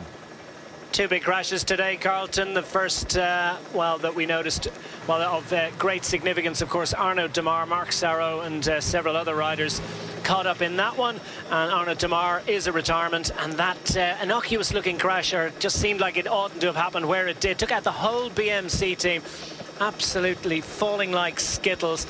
And, well, Greg van Avermaet off to hospital. He was in tears. Michael Schär looked like he was badly damaged as well. He stayed down for a long time. And such disappointment for Greg van Avermaet, whose entire life, his ambition is totally dedicated to victory in Tour of Flanders. So disappointment for BMC, and they've got to revise their plans. Back to you, Carlton. Thank you, Declan. Just over 80 kilometres to go. We're on a sort of flat, benign-ish section, as if there ever could be one. You look at the pace of the motorcycle, you almost it almost gives a greater view, really, of what the cyclists are doing, and they've been putting in an awful lot. Sean, average speeds during today well over 45 kilometres an hour, and when you throw in the climbs that we've had, there's a great deal of fortitude being shown out here. It's almost a mark of how important this race is, that riders are prepared to give so much to the event. It's been very, very quick today. Maybe the good weather has had something to do with that. Well, I think it's just that it's such an important race for all the teams. You know, the smaller teams, they want to get men into the breakaway in the earlier part. And of course, yeah, the big teams as well, they try and put men up the road, but that's not allowed by some of the other teams. So there's all that process goes on in the earlier part, and we must remember the first 100 kilometres, you know, are relatively flat, so the pace was very high, and we had, you know, a very fast pace in the earlier part of the race. But we will lose a lot of that as we go into the final. But still, it's, you know, it's going to, you know, be difficult for a lot of riders to be able to manage that. When you get it very, very fast at the start, then you're going to pay the price in the end, and it's only, you know, the fittest and the strongest are going to survive. At the moment, we can see here the front of the peloton, you know, Sky. We can see, you know, a number of the big teams controlling the race here. There is a little bit of, you know, slowdown here, because we can see, you know, the two riders remaining out in front from the original breakaway of 6. We have Erviti and Van Hekke, who was up front, and then we have this group of Greipel, Pullet and Hule, who was originally in the breakaway from AG2R. They are going to join together to make it a 5-man leading group, 130, but still with 79 kilometres to go. You know, it's not going to be enough for the breakaway to have any chance of surviving and to getting into this final. And it will also depend what way they race back in the peloton. I think it's not going to be calm for very long. They're going to teams who will start, you know, trying to get riders up the road out of this main group, get into a breakaway, try and get ahead of the favourites before we get into the real serious stuff in the end. 78.7 kilometres to go, and another nasty section. Declan, more news on the women's race. Well, they're coming towards the finish, and it looks as if we've had a breakaway group of two. The elite group is Emma Johansson and Lizzie Armitstead, who've managed to make their way clear. They've got a narrow advantage over a chasing group of 9 riders. And Emma Johansson, little look behind as if to say, well, what are we going to do here on the Paterberg? Up to 20% gradient, and look at those riders desperate to try and make their way across. But look at the strength of Lizzie Armitstead, absolutely flown in rainbow colours, hasn't she? Dominant force in women's road racing a year ago, and retaining that status, not showing any signs of the curse of the rainbow jersey. And she has drawn out the sting from the rest of the riders, and is now starting to show her dominance, show her class, show her strength as she winches herself to the top of another tough climb. Inside 13 kilometres to go, and will any of these other riders be able to get back into contention? It's the elite group who are racing clear in the closing stages of the women's Tour of Flanders, and wonderful, I think, to see such great crowds out to support this 5th round of the Women's World Tour, the inaugural Women's World Tour. A little glance over the shoulder to see that this is definitely an advantage worth pressing home if possible. The Orica squad, naturally enough, trying to get involved and trying to get back into the action. But Lizzie Armitstead has that all-important advantage inside 13 kilometres remaining. Meanwhile, things are hotting up in the men's race too, Carlton.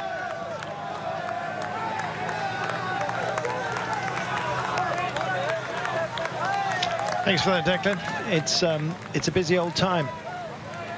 Van Hoek also here. Let's have a look. Greipel just adjusting himself. Looks okay.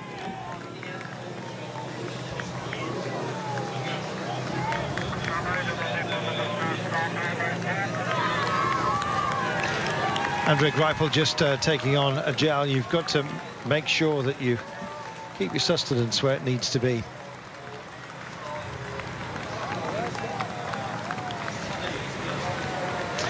Caparai, 9%, but it's a kilometre. They rise 5.5 metres, so that tells you the percentage overall, 5.5. Nonetheless, it's got a nasty little kick in the tail. Caparai, it proceeds the next feed zone, by the way, which is why Andre's just putting everything where it needs to be just for the time being. Great to see Greipel functioning so highly at this level. It may surprise some of you because he is a sprinter, but he's a great classics man as well. I think this is a softening up exercise. Teichmann is out, but it may well be for Pim Lichtaert. One suggests it might be, although Jürgen Rollins is still very much part of proceedings, and of course third in Milan-San Remo, so he's also on good form. Here's Lars Bohm. I'm surprised to find him back here. He doesn't look like he's in trouble, Sean. Technical issue? If you're going to get your bad luck out of the way, get it out of the way now. Well, he's just having a talk with his director sportif there. I don't think there's any problem at the moment. You know, the peloton is going at a much easier pace. We can see here they're just riding along casual enough, so it is the moment to slip back. And of course, Lars Bohm will know this route very well. There is sections where you can afford to go back to the tail end of the peloton, call your team car and have a chat with your director sportif and move back up before it gets into the important moment. But we can see here, yes, he's making a mechanical wheel change. There we are. Got an issue. Wanted the right one teed up for him. Maybe just coincidence, but certainly looked that way. And let's watch how unhurried he is and how cool he is. 30 years of age, Lars Bohm now. Had some great results as part of his career now. Many of our Belgian friends here are saying that Lars Bohm, albeit over the border, the Dutchman, is been operating quite quietly and cannily. Now, he didn't finish Gent-Wevelgem, you remember. 6 in the Harelbeke, though. But on the 3 days of Japan, when there were some climbs, This man was skipping up them, and then he was just easing off, as if to say, or as if to test himself, Sean.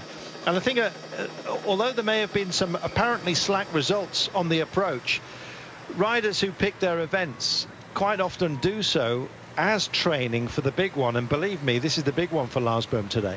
Well, some riders just ride it 3 days at the pan, of course, as preparation for the Tour of Flanders. Exactly. Other riders just skip it all together. And you can ride the Tour of Flanders without getting involved in the race and all day, every day. And if that's what you feel you need to get ready for the Tour of Flanders, well, then why not do it?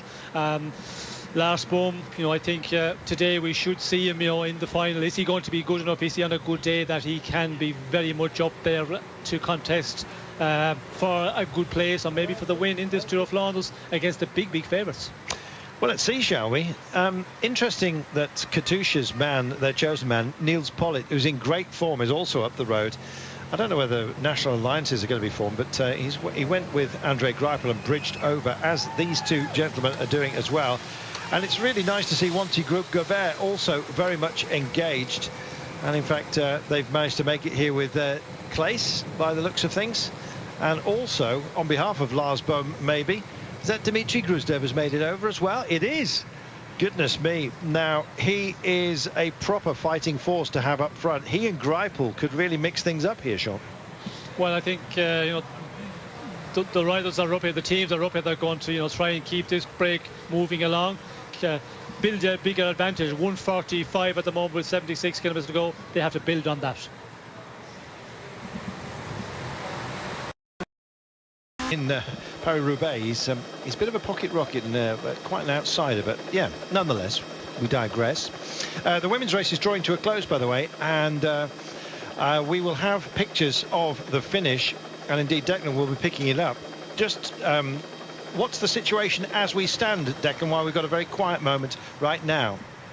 Well, the information that we have at the moment, Carlton, is that it's 20 seconds now for the two leaders out front. World champion Lizzie Armitstead is race clear with Emma Johansson of the Wiggle High Five squad, and Johansson has been given the all clear to start riding. She was a little reticent for a while with the reigning champion behind in the group of 9 chasers, but she's been given the thumbs up and she is now riding. So the two of them riding clear to the line with 20 seconds advantage, well inside the final 9 kilometres. They've got rid of all the hills at this point, so will it be a 2-up sprint, or will Johansson be able to mug Armitstead before the line, or will Armitstead fancy going solo? It's all still to play for with the women. Well, as soon as you get some pictures, we'll be back with Declan to call the women's race home, which is terrific. Just looking as well and seeing Taylor Phinney. Great that that man is back after, again, automotive injury, I'm afraid. He wasn't in the powered machine. Power machine took him. There is Cancellara, and almost looking ghostly, Sean. He doesn't look overly comfortable, I must say. But then again, he does have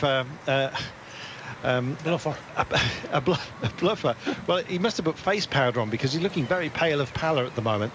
Interesting that Tony Martin has actually been called back into the fold and is now resting up to go again, I presume, within Ethics Quickstep just alongside, and showing their nose and doing a lot of work now. Orica Greenedge, Jens Kirkelaar are possible for them. They've got Svein Tuft, Sam Bewley, Mitch Docker as well. I don't know, the way this race has gone today, Sean, has been so much bad fortune. So many big names already struck out. I still think Peter Sagan looks very, very good today. We were saying that maybe the out-and-out favourites wouldn't have things all their own way. That's come to pass, but Peter Sagan has had a charmed life so far, and we haven't seen much of him, and that we have seen, he's looked sprightly, relaxed, and that's a dangerous thing with him. Well, that's what you've got to do. As a big favourite, if you can just stay in there, stay out of danger, which is been a difficult one today. We had a lot of these crashes, and a lot of them have been up front, and we did see the BMC riders there, very, very unlucky that one of the riders that was leading 5-6 riders from BMC touched up another rider. Down he went and took the rest of the team out with him. And if you get through to this point in the race, you start to say to yourself, well, I'm at the stage of danger. If you're feeling good now, as one of the favourites or the outside favourites, well, it's a great place to be, and you can start thinking forward, thinking what you're going to do, tactic. You can start working it out now, and with 71 kilometres to go, I think this race is going to start opening up once again back in peloton. And the moment it does that, I think this big group of riders, the big favourites, it will start to break up very quickly, because I think there's a lot of riders going to pay the price of it being a very difficult day, very aggressive racing all day, and riders have to pay for that. They certainly will. Right now we're on our tarmac climb, as you can see, with just over 71 kilometres to go. This is the Canary Berg. I'm not sure who's going to be singing at the top of this one, but 14% is what we've got at the moment. And by the time that they've dealt with it, they'll be just over, 70.5 to the finish. And then right now, after this, we'll have the longest section of, how can we put this, obstacle-free racing out there. This is where, I said 16 kilometres is the maximum between either the pavé or a climb. They're about to hit it right now, Sean, and that'll be a blessed relief before all hell breaks loose as we start to head for home. We've got the Ode Quermont still to be taken twice, I remind you. The Paterberg, the Koppenberg again. Steenbeek-Dries, we have the Tianenberg, the Kruisberg, the Ode Quermont for the final time of asking, and then the Paterberg, and then they're allowed to race for home. It's already really thinned down, the peloton. It's going to be just a handful, I assume, that are going to contest it at the end, as per usual. If they start racing early, and I presume that will be the case, because this one, it's very, very difficult to see not starting to race as we get into this very vital point of the race. And this flat section we're coming into, and then we get into that final where there's a lot of hills with cobblestones and very, very difficult ones. And I think the race will open up. Who's going to who's going to be the team, or the riders are going to try something?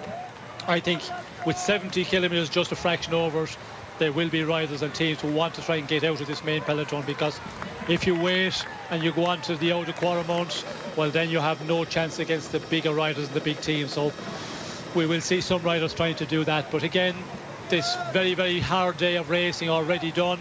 There is riders, they're going to be suffering here in the peloton. So maybe there's not a lot of riders capable of attacking at this point, or 5-10 kilometres further down this road. Tony Martin's had a break, and they sent him straight back to the front. I'm starting to feel sorry for Tony Martin. He's very much the whipping boy. By the way, the security bikes have just come in past the finish line. The whole crowd have just stood as one and are now looking down the finish straight, which is very, very long here. I've got no pictures of it, I'm afraid, to offer you, and so I'm hoping that they're not going to come across the line before Declan has got some pictures up. But I will do my level best to call them in if Declan is not seeing the pictures, but I've only got a restricted vision out of what is a highly cramped commentary position here, I can tell you, but we'll do our best. Just for the time being, a little bit of excitement rippling it through the crowd. Gentleman there in a pink bodysuit. I don't really want to dwell too much on what he was thinking. It's hard to tell when you can't see a man's eyes. Just under 70 kilometres to go, a minute and 43 then.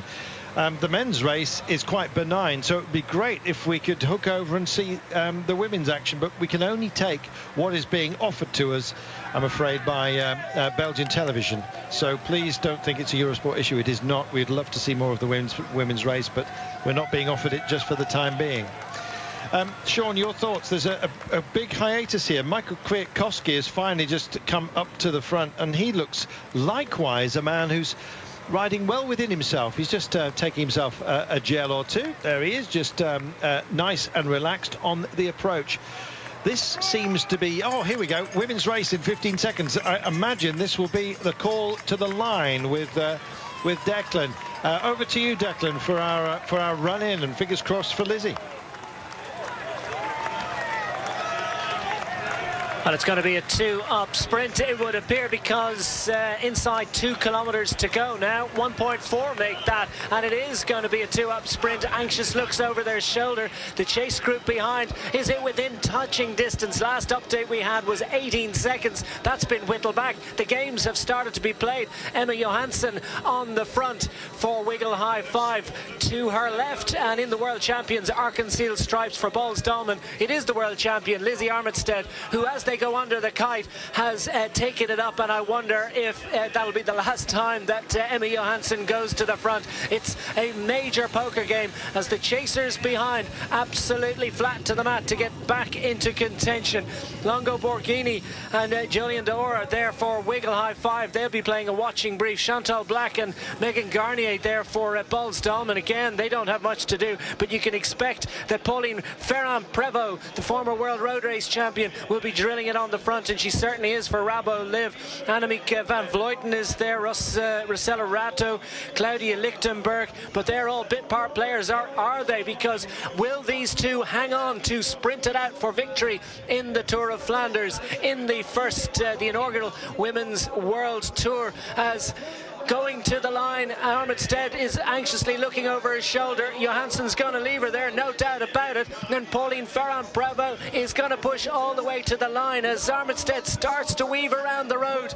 And this one is going all the way. Who is going to get this sprint? Surely it is going to be a 2-up sprint. We're inside 300 metres to go. Out of the saddle comes the world champion Lizzie Armitstead, and here comes Johansson on her right hand side. Johansson on the left hand side of picture. On the right it is Lizzie Armitstead. It's a 2-up gunsling to the line, a 2-up match sprint. Who's going to get it? They'll fight it all the way. Could it be Armitstead? I think she's just about edged it, but nobody wants to put their hands up. It's that close for the victory in Tour of Flanders, and that was an absolutely epic. Neither rider wanted to claim it. This one looks like it's going to go to the photo. My initial thought was that Lizzie Armitstead might just have had a half a wheel advantage inside the last couple of meters, but I'll tell you what, it really is too close to call. What a fantastic day out of racing, and it really would be great to get pictures for a little bit longer. I think that's coming.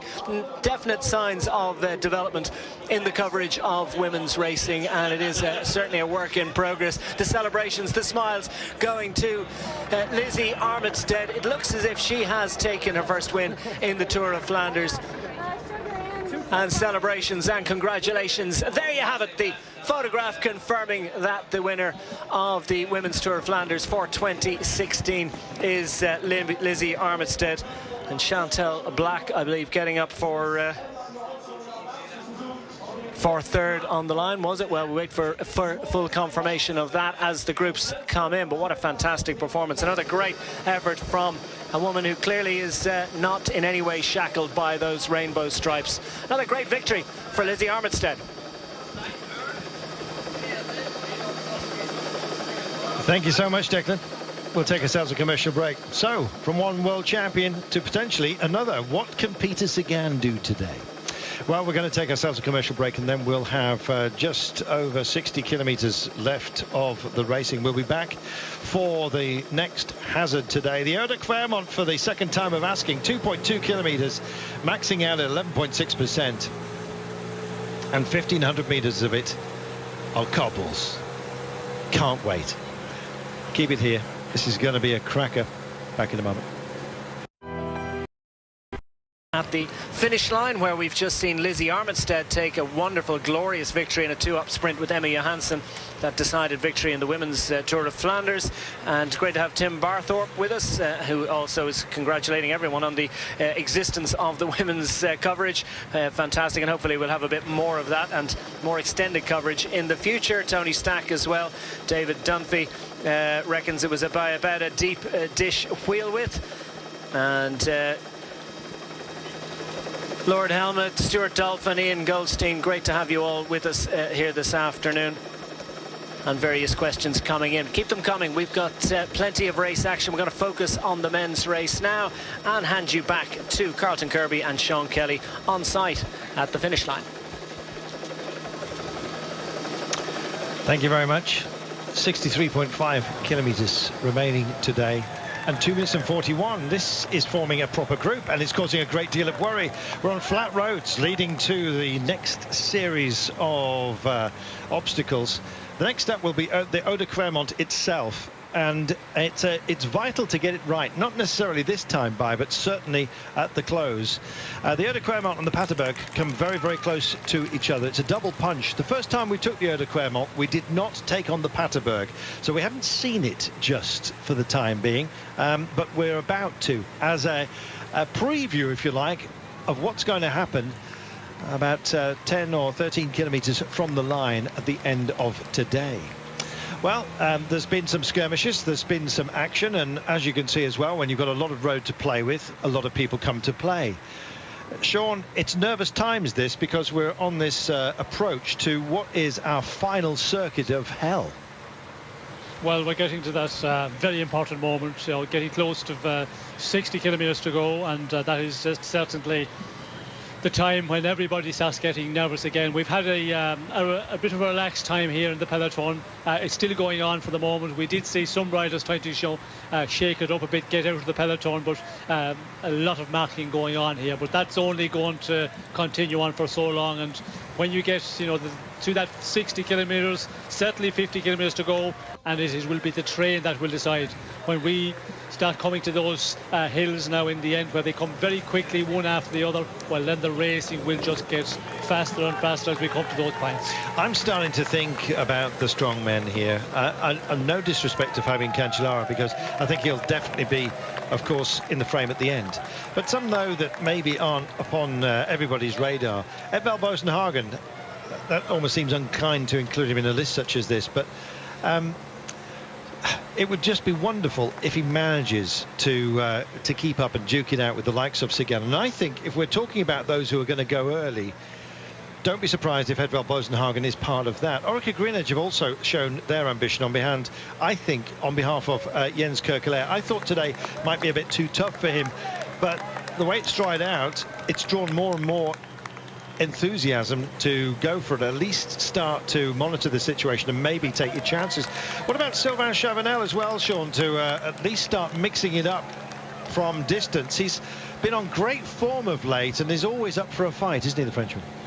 Well, if Sylvain Chavanel is feeling good, and we presume he's in the peloton here, but again, there's a lot of riders who lost contact in the earlier part of this race through crashes, through very, very fast racing. And if you had the unfortunate to be in the crash or to get held up behind the crash, you have a very difficult job to get back in. So we haven't seen Chavanel. I reckon he should be still in here. And when you look down through the list of riders that at the start of this race, we have lost some of the big favourites, but there's a lot of riders here who could come out of this peloton in the next 10-15 kilometres. The big favourites, of course, they're always going to be there, but they're going to wait until the very final. They will be hoping the team will be able to control the situation until they get to the point where they can really start racing and push on, and that means, I think, the final time up the Quarter Mountain onto the Paterberg. Nice little bunny hop as our big-legged German here, Niels Pollitt, decides to just stretch his legs ever so slightly. The chase on is being led here by Gijs van Hoek of Top Sport Bladeren.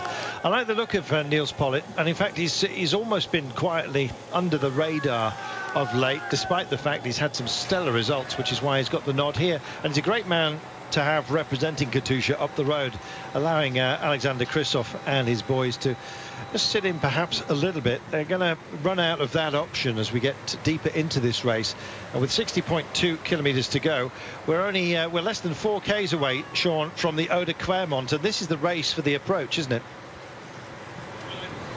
I think we will see the first selection on the Eau de Clermont back in peloton, and they will certainly have to start racing before they get to the Quarter, because position is going to be important here. So the big teams, the big favourites will make it very, very fast leading on to the Eau de Clermont, and then we will see the selection from there on. And it depends on who is up front. If there's some of the big favourites miss it, could start pushing on all the way, and we're getting closer to that point now. And the breakaway, of course, 2:22 at the moment. Katusha, it's good to have a rider out here. Anybody ever got one of the guys who was a favourite or a guy who was hoping to do something at the end of the race. If you have a man up front, it's always a good position to be in. Well, he's getting a good position as well for a man who measures 1.92 m with his stocking feet. He's got an extraordinarily long stem as well, as you can see. I'm not quite sure what his inside leg measurement is, but believe me, he's turning it absolutely beautifully. Good as well for Lars Bohm to have an ally up the road. This is Dmitry Gruzdev, who just comes to the front in Astana's pale blue, familiar to many of you. And Andrei Greipel, a lot of people were talking about Andrei Greipel as an outside tip to actually take it, maybe make the steal. Well, you've got to be up front if you're going to have that opportunity. It may come, but I think it would take disaster further back. The pace of the approach is quite outstanding. Now, remember when Chris Froome fell on the cobbles in the Tour de France? Actually, he didn't, and that was the point, I think. He didn't fall on the cobbles, but he did fall because of them. The race for position, Sean, is absolutely cruel, isn't it? In situations like this, you want to be in the best place you possibly can be for the next obstacle, and it makes just wide open, benign looking roads dangerous in themselves. Yes, well, the run in, as we can see here, it's starting to, just the pace upping all the time here as we come to this vital part of the this Tour of Flanders, the Eau de Quaremont, and on the front of the peloton, they're just teams starting to push on and starting to line out. We can see riders leaving gaps here. I think some riders are a bit scared because there have been so many crashes today. They are concerned, but you cannot back off at this point. You have to keep on fighting, stay in the top 20 riders, get onto the Eau de Quaremont in a good position. Wow.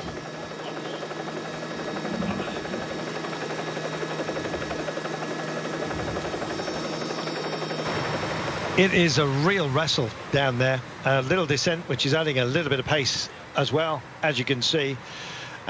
They are going hell for leather, and everyone wants a piece of this next climb. It's interesting to see Alexander Kristoff as well, just not prepared to hide himself at all. And look at Ethics Quickstep. They've done so much of the driving. Tyler Farrar's got himself back in and up to speed as well at a moment such as this for Dimension Data. I saw him on the deck a little while ago, so he's done a great job. Terpstra also in the house.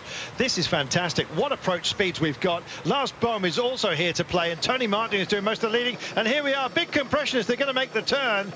You can see them just it's almost like a ball of sardines here. It's almost indistinct, like one body. They just have to take so much care. There's a lot of street furniture around as well, well penanted, thank goodness. And they wrestle as they come in, even to this modest little turn. Almost a jink in the road, but a serious one still to come. Fighting to space, a lot of doors being slammed here into the corner. Are they all going to get away with it? Well, about 8, 10, 12 wide, suddenly become 4 wide, and it'll be thinner than that, Sean. Classic moment, but yet more to come, surely. Well, I think, the big fight and the big race to get into the corner there, that was going to be always very important. And I think, we're going to see just more and more of this, just pushing, fighting for control of the front of the peloton. And we can see that there's a lot of, teams just sitting and playing play the waiting game for the moment, because still 56 kilometres to go.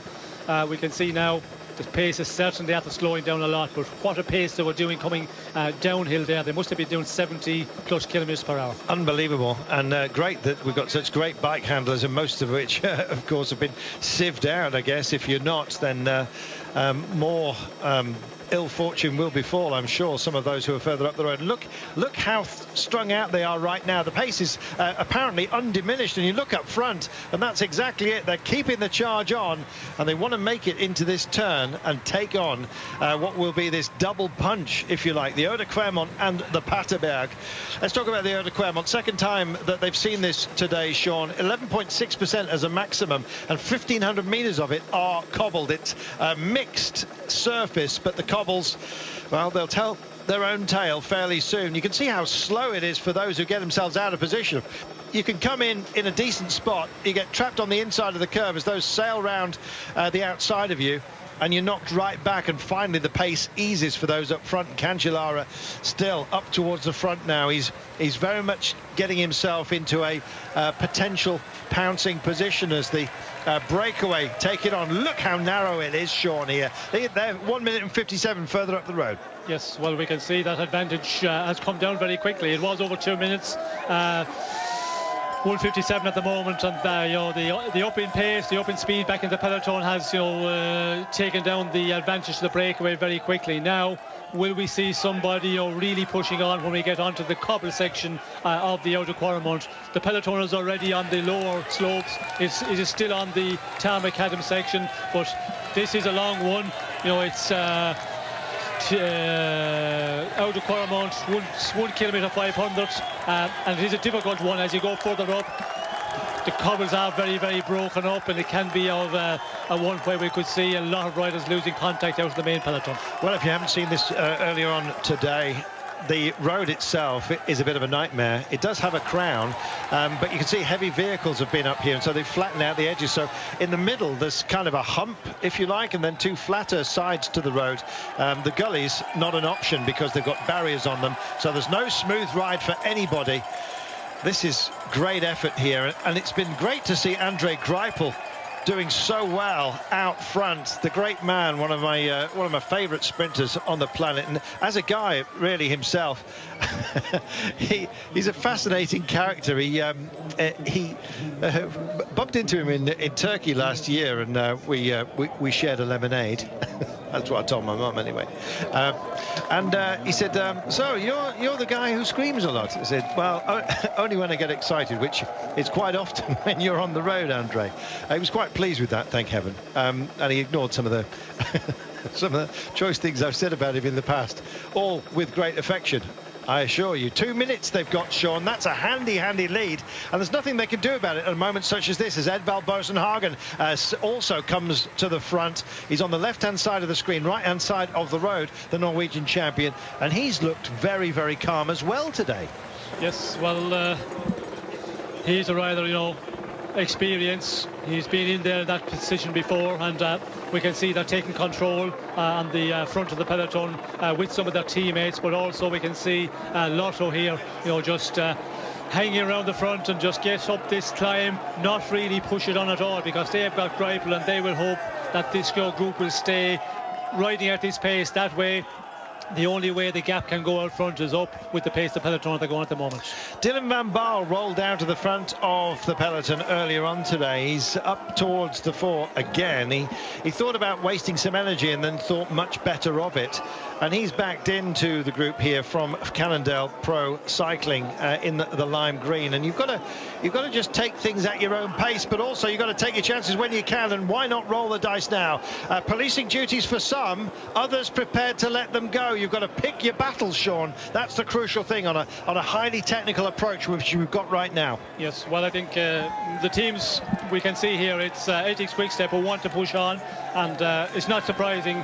That would be the tactic where they would try and make the race difficult here and just stretch the peloton out, and that's what they're trying to do at the moment, because the way we're climbing in the peloton here, the team that was on the front was, Lotto. They wanted to just knock it back as much as possible and just allow that breakaway to stay and to gain more of an advantage. Stein van den Berg stretches his legs, and the gap back to the chasers, who aren't.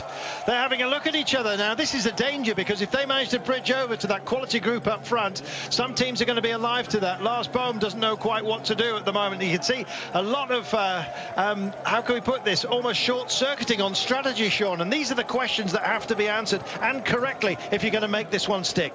Well, I think there is other teams here who will just get the call. The riders will get the call and say, you know, you cannot allow a group of riders, 2 or 3 riders, to get away. So I think we will see more riders if this two-man group out front starts to pull away from the main peloton.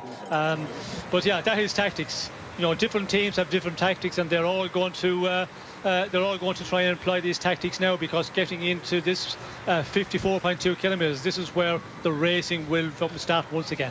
Andre Greipel has a long look back down the road just to see how close those who are on a mission are. For the time being, he's in a comfort zone, if you can have one. Just look at this, the chatter. If you look at the elbows and the wrists, that's where the hurt is taken first. They do pad up, sometimes double tape, maybe do some gel inserts on the bars. And Sean, you need them on days like this, don't you? Well, some guys they like to have a bit of comfort, a little bit of gel under the bar tape. Other riders just go for the normal taping on the bars. Guys differ, and Tour of Flanders is the one where it's not, really that difficult on the cobbles. You don't have a lot of flat sectional cobbles, so when you're going up the short climbs on the cobblestones, you're not going at a very fast rate, so it doesn't, create as much of a problem as it does in the Paris-Roubaix. Well, they're strung out, and it looks like there's been a hiatus as they come by one of the VIP areas here, and all the VIPs are out the side of the road. They'll all go back for some refreshment in a few moments' time, something that is not in the gift of the peloton at the moment. There are the chasers, the third group, with 1 minute and 49. It's still a handy advantage, but with 53.9 kilometres to go on a wide open, regular kind of road, that would be a gap that was instantly bridgeable, as one of the Wanty boys has decided to go for it as well. This team is, I think, close to all of our hearts at the moment. And this is Freddie Backert, who's decided to go for it. They have this very distinctive orange bar tape. And, of course, they have been wounded, as you know, with the loss of a teammate, as we've mentioned so many times, and it's great to see them still up for a fight, let's put it that way. Likewise, Orica Green, as you respond here, and Team Sky wrestling into this one and wanting not to be denied. 53.3 kilometres to go. What's the response that's been drawn? Tinkoff playing policing duties. This, of course, on behalf of Peter Sagan, who's been very anonymous for quite some time, but you suddenly see him at the side of the road. Sagan just getting himself into shape. My goodness, what a day. It's going to be like this almost as a constant. Rolling with the punches, that's what you've got to do. We have just been up the Eau de Clermont. The Paterberg is next, then the Koppenberg, then Steenbeck-Dries, then the Teineberg, then the Kreuzberg, the Clermont once again, and then the Paterberg, and then you're allowed to run for the line. Sean, whoever designed this course and indeed thought of this race 100 editions ago, don't forget, there must have been an element of madness. Well, I think it's always, looked at a race as being a madman's race, and there's a lot of the big riders.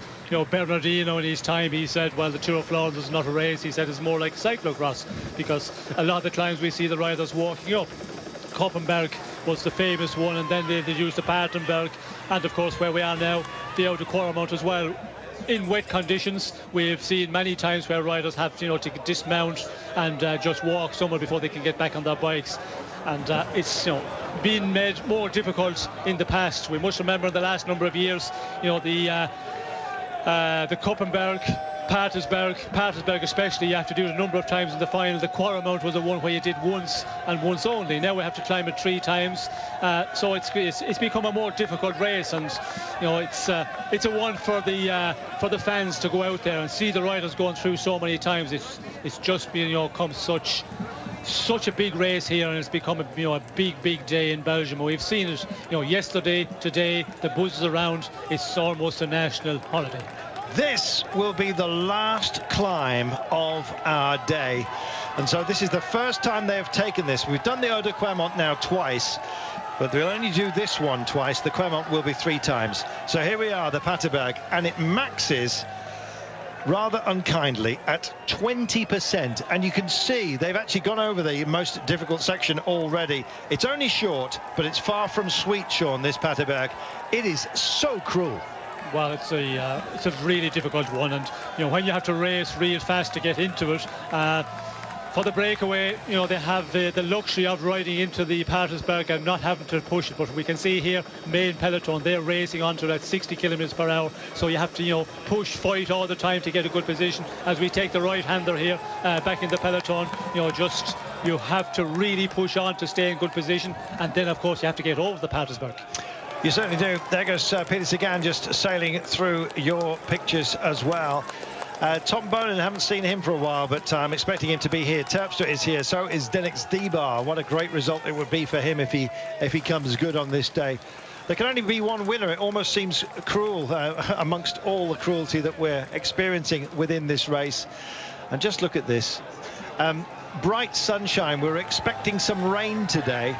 Well, it's likely to come this evening. We're hearing thunderstorms, but a bolt of lightning potentially has already been rung over the heads of these guys.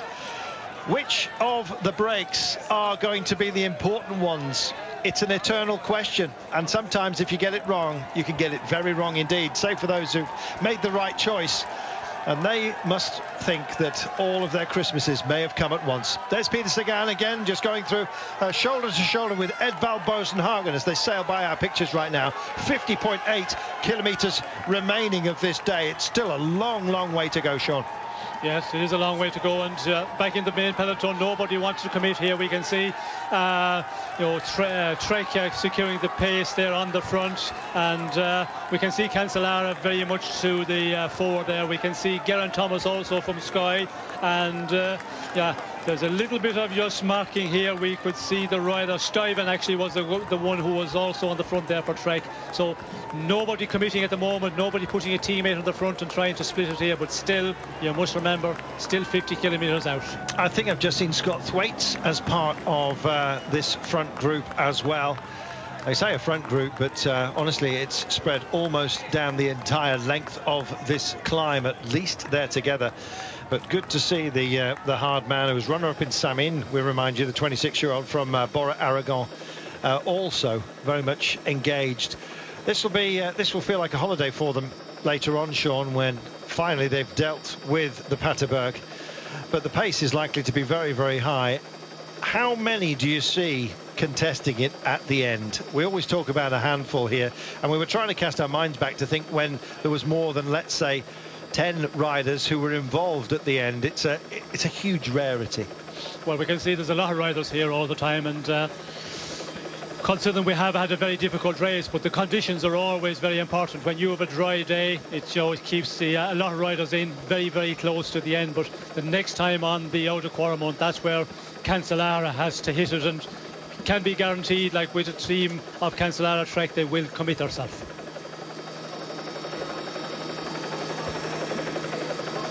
Quaremont and Paterberg dealt with. 40 kilometres down the road, they'll do that all over again, and in the meantime they've got to take on the Koppenberg, Steenbeck Dries, the Tyenberg, the Kruiserberg, and then of course those punishing two climbs again.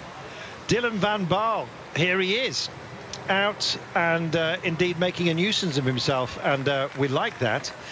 We like to see him engaging. He did in the Tour of Great Britain a couple of years ago, and did a fantastic job of at least getting engaged right here, right now, Sean.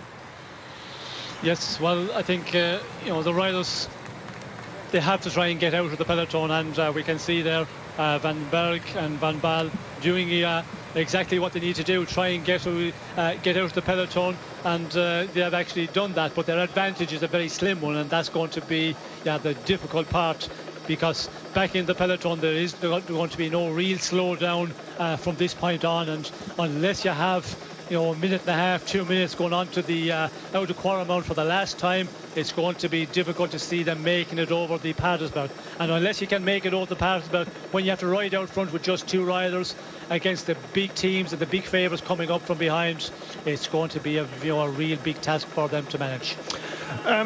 It's hard to how can I put this, ring his praises too highly, but Dylan van Baarle, he's only 23 years of age, and I think youthful exuberance, that's what I thought we were going to get with Thijs Benoot today.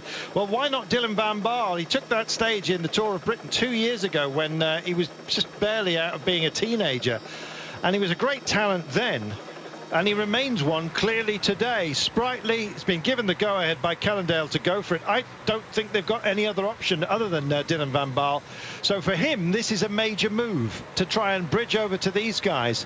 He's only 56 seconds back, and I don't know, in the good company that he's in, courtesy of course, our friend from Wanty, I think he's got a chance here to actually get up here and maybe animate it a bit. He's got some good allies potentially to be formed as well. Don't discount this breakaway, Sean, as just a satellite group that are basically sacrificial lambs. It's happened before. We've had people go very, very long in this race in good company. Yes, well, it has happened, but when you look back the last number of years, there's not a time when the breakaway has survived out front. Yes, there have been breakaways and riders being picked up in the final, and that is something that you have to work out tactically. If you can get into this into the breakaway ahead of the main big favourites, well, then you can possibly get over the major climbs before the big riders come up and get into the final in that way. And that's that is the tactic you have to work out in your team, because depending on what kind of riders you have, and we can see here in the breakaway with our two chasers, there's riders up here who need to get out front, because when the race comes up from behind, and it will all depend at what point they get caught. If they get caught before the Patersberg, then it's always difficult for them to hold on out there. There we go. 49 seconds is the gap, 46 Ks remaining. I'm happy to see Stijn van den Berg up there as well for the time being. He's again another quality athlete that frankly we don't see quite too much of, or indeed as much as perhaps we should. And it's a great chance for these guys to display themselves to their own team apart from anything else. We remind you that it's still very much the early part of the season, and riders like Stijn van den Berg, who's his latter part of his career, I guess you might say, but he's reminding us that he's still around, the 31-year-old. Took the Tour of Ireland, Sean, quite a few years ago now. I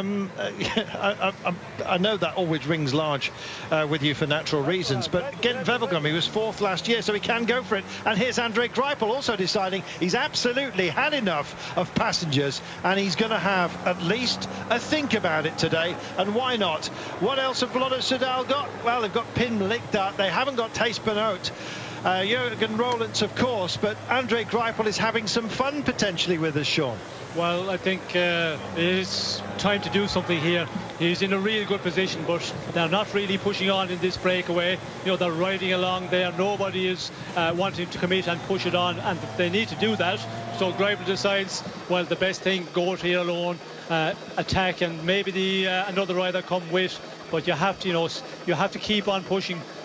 Hold on to your advantage as much as possible, and that's what Greipel is thinking about. If he can get onto the Quaremont with a comfortable lead, get to the Patersberg, and he will be hoping if he can get over the Patersberg, well then when they come up from behind, you're in a real good position to go on to the finish, because all the difficult stuff is over. But that is the concern, that the advantage is too slim. Right now he's onto the Koppenberg, 600 metres, 11.6% maximum, but it's got 22% at its heart, and he wanted to carry as much momentum into this climb as he possibly could, and he is climbing beautifully for a fast man, for a strong man, for a big man. Greipel does a great job, and he goes for the gutter, as you can see, tries to smooth it out and draws out a response from those who are also part of the party here. Dimitri Gruzdev it is that just starts to bury himself. Gruzdev would also have a pass, don't forget, maybe working for Lars Bohm, but if he's in a decent position, then the word will come through. Just have a go for yourself right now. If you're not going to help yourself, then nobody else is going to help by the looks of things. And André Greipel just wanted a bit of space, I think, to take on this test right now. That's what he does. Hits the crown of the road. It's not a nice condition, this one, Sean, at all. It's got light and shade, some darker sections, as you can see, and still some damp mud, despite the sunshine we've had today. Yes, we can see there that there is damp sections, and there's a little bit of mud on the sides. When you're out in front with a small number of riders, of course, you have a clear road, but when you come here with the main peloton, that is going to be the danger one, that riders start to lose momentum, and if somebody has to put a foot down, well then a lot of riders will end up having to walk on this one, and that's what you certainly do not want back in the group of favourites. When you come here with 40-50 riders, you want to get a clear run of the Koppenberg at this moment in the race. Chase is on. This is Dylan van Baarle. Looks like he's struggling, and if he's struggling now, he's going to be really struggling a little bit later. Much more equal to the task is Stijn van den Berg. Dylan starts to dig himself. Still not out of the saddle, though. Like to stay planted. There are some that do get out of the saddle to engage with it, Sean, but most tend to stay seated even when it hits 20% here. Well, I think it's best for traction if you can stay in the saddle. Some riders do get out, but most climb these real steep gradients on the cobblestones sitting in the saddle. That's the way you get best traction.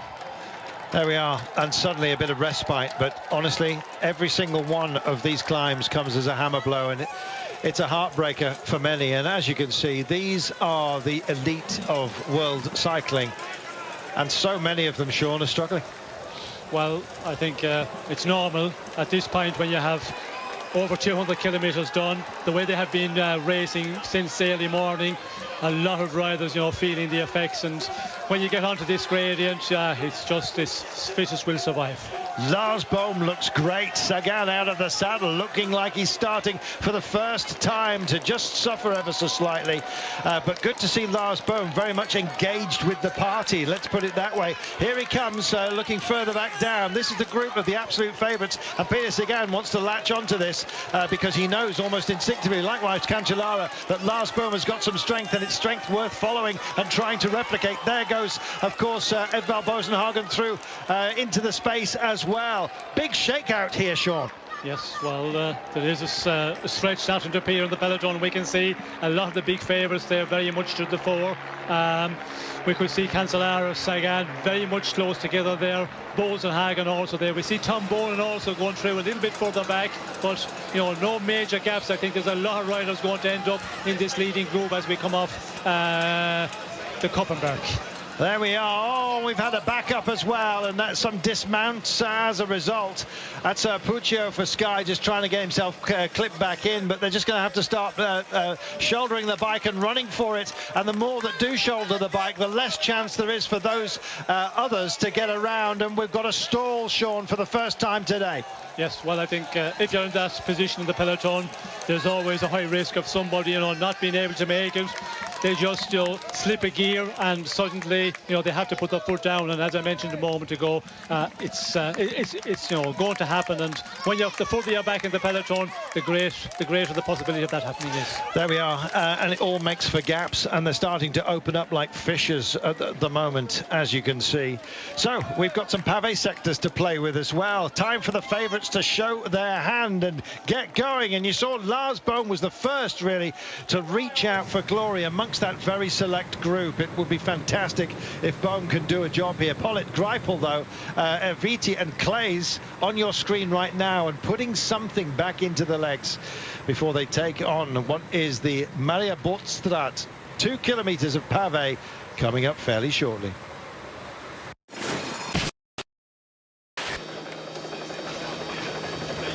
Well, we're getting to the business end of Ronde van Vlaanderen for 2016, down to within 25 miles of the finish. Make that 40.8 kilometres to be precise. Andre Greipel has been very, very active indeed in the last few moments, and it looks as if we're going to have a junction at the front of the leading favourites with those early breakaway contenders.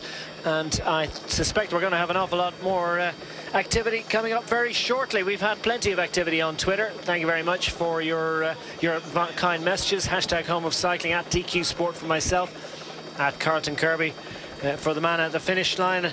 And Dan Worry has tweeted a picture of Peter Sagan's incredible Hulk helmet. And that helmet perhaps will indicate sort of mood that he might be in today. He's safely in that group.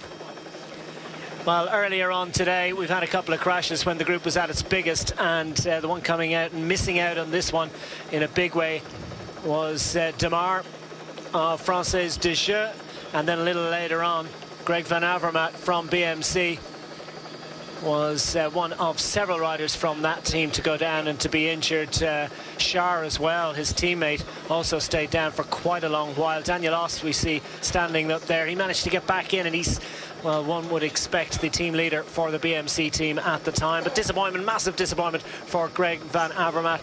BMC now, while he is in hospital receiving attention to that broken collarbone, turned their attention to his teammate Daniel Oss. Inside 40 kilometres to go, and we've had so many of you getting in touch. Mr. Bike Bowler says, with so many options for Sky, who should do the work there? Well, we're going to find out very shortly. Ian Stannard's showing plenty of interest, isn't he? And Mark Jeremy says, strap yourself in, boys. The Ronde van Vlaanderen is about to kick off. You're absolutely right. Stijn van den Berg on the front for Edix Quickstep. Wonder what they've got in mind, Carlton. Plenty, that's for sure, Declan. Thank you very much. Just under 40 kilometres to go of sheer hurt and hell. I can't wait, quite frankly, and neither can some others. They've started to wrestle with themselves. You just saw a few moments ago Peter Weening just sending out a warning shot, if you like. Some very big names just settling themselves in. This right now is Dylan van Baarle, who's leading an ever more select group, it seems, having managed to bridge over to some of the brave soldiers, brave souls who've been up the road for much of the day. But picking it up right now is Stijn van den Berg, and just grinding into the next of the tests. It's a pavé section. Marion Bergstraat. Immediately after that comes the Steenbeck-Dries, 700 metres. That is a climb, and in fact they're just engaged with that right now. 6.7%. Nothing too much, you might think, but it's a very rough cobbled surface, this one, as we look a little bit further down, back down the course as well, to see Ian Stannard starting to go for a long one, Sean. This may well be one of the plans at least, and it may well just stick. He's a big engine room, Ian Stannard. Yes, well, we could see back in the what's left of the peloton, the big favourites, there was a number of attacks there some moments ago. A lot of riders, just putting in an attack and to try and get out of that group of favourites. And Stannard, who better to do that, because he is your real powerhouse. And with the group out front, they cannot hang about too long now. There goes 41 seconds. Yeah, Baum just can't stand seeing all this action going on. He's been extremely strong. In fact, I'm asking myself some questions at the moment. He's still in the dappled sunshine. Whoever it is, padded gloves as well. And he's going to need them, especially grinding into this incline, tight to the barriers as he possibly can get. You can see that the cobbles right there, because of the heavy machines that have been up this road. That's the smoothest section, and the drawn response is happening right now. I'm just seeing if that's Jürgen Rollins that's on the chase up the Steenbeck-Dries, 700 metres, only a 37-metre rise, and the chase is on. It's starting to break down behind. A lot of talent, Sean. A lot of it's going to get shredded today. Well, we can see here on the front of the peloton,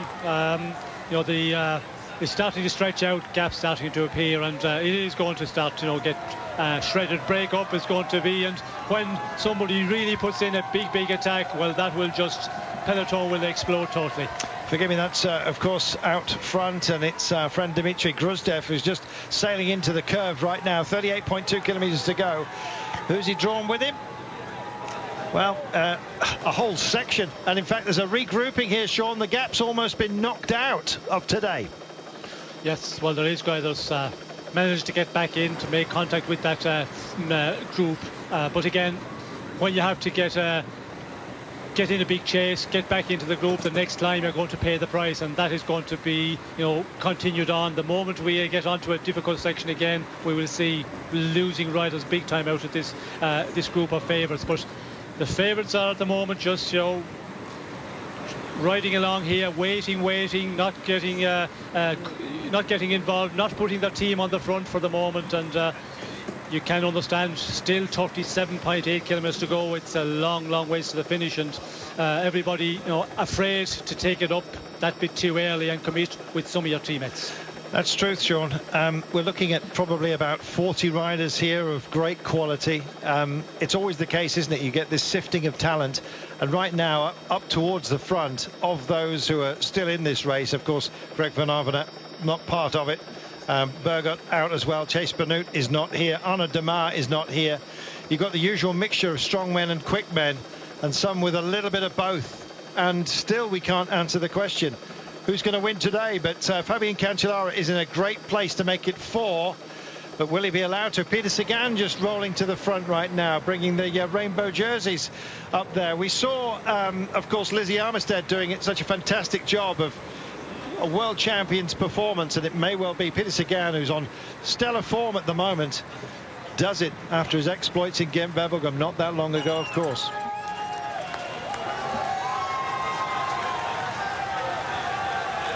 Tijneberg 530 metres, an elevation of 35%, and Dylan van Baarle wants to pick it up. He's not done yet. I thought, to be honest, he looked a little exhausted earlier on, but not a bit of it. Stannard and Gruzdev then. Stannard sails by Gruzdev. Maybe that was his little rocket, but as they all do, they come down to earth, and that's exactly what's happened to Gruzdev. He's out of the frame right now, but Van Baarle starts to churn it yet again. He's still eating into this. It's a horrible surface, Sean. It's broken, it's gnarly, but so are these riders, and they're going for it.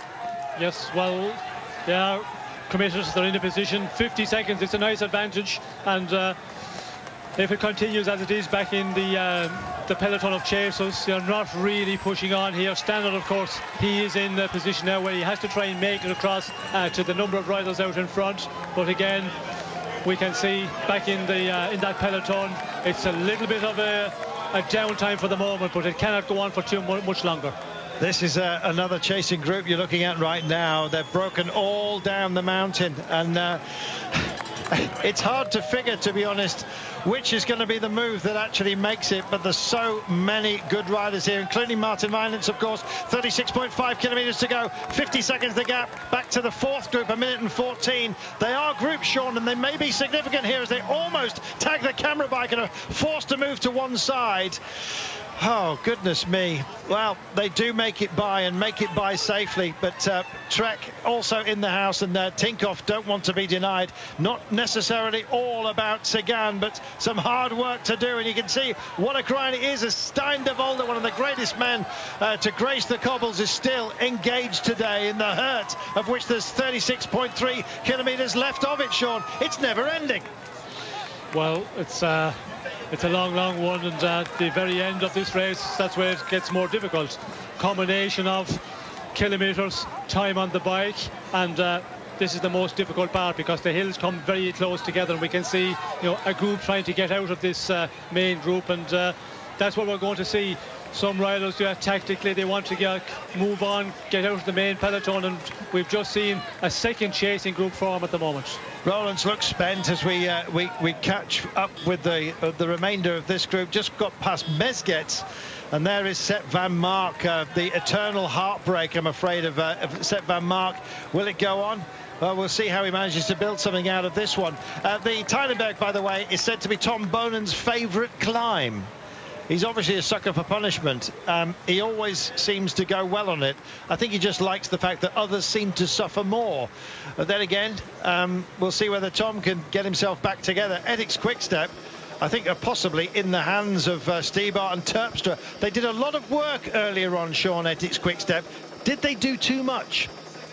Well, I think they did a lot of work in the earlier part. They made the race very difficult, certainly, but they also, I think you're going to pay the price. You're going to accept that if you put a lot of riders in the front and ride for many kilometres.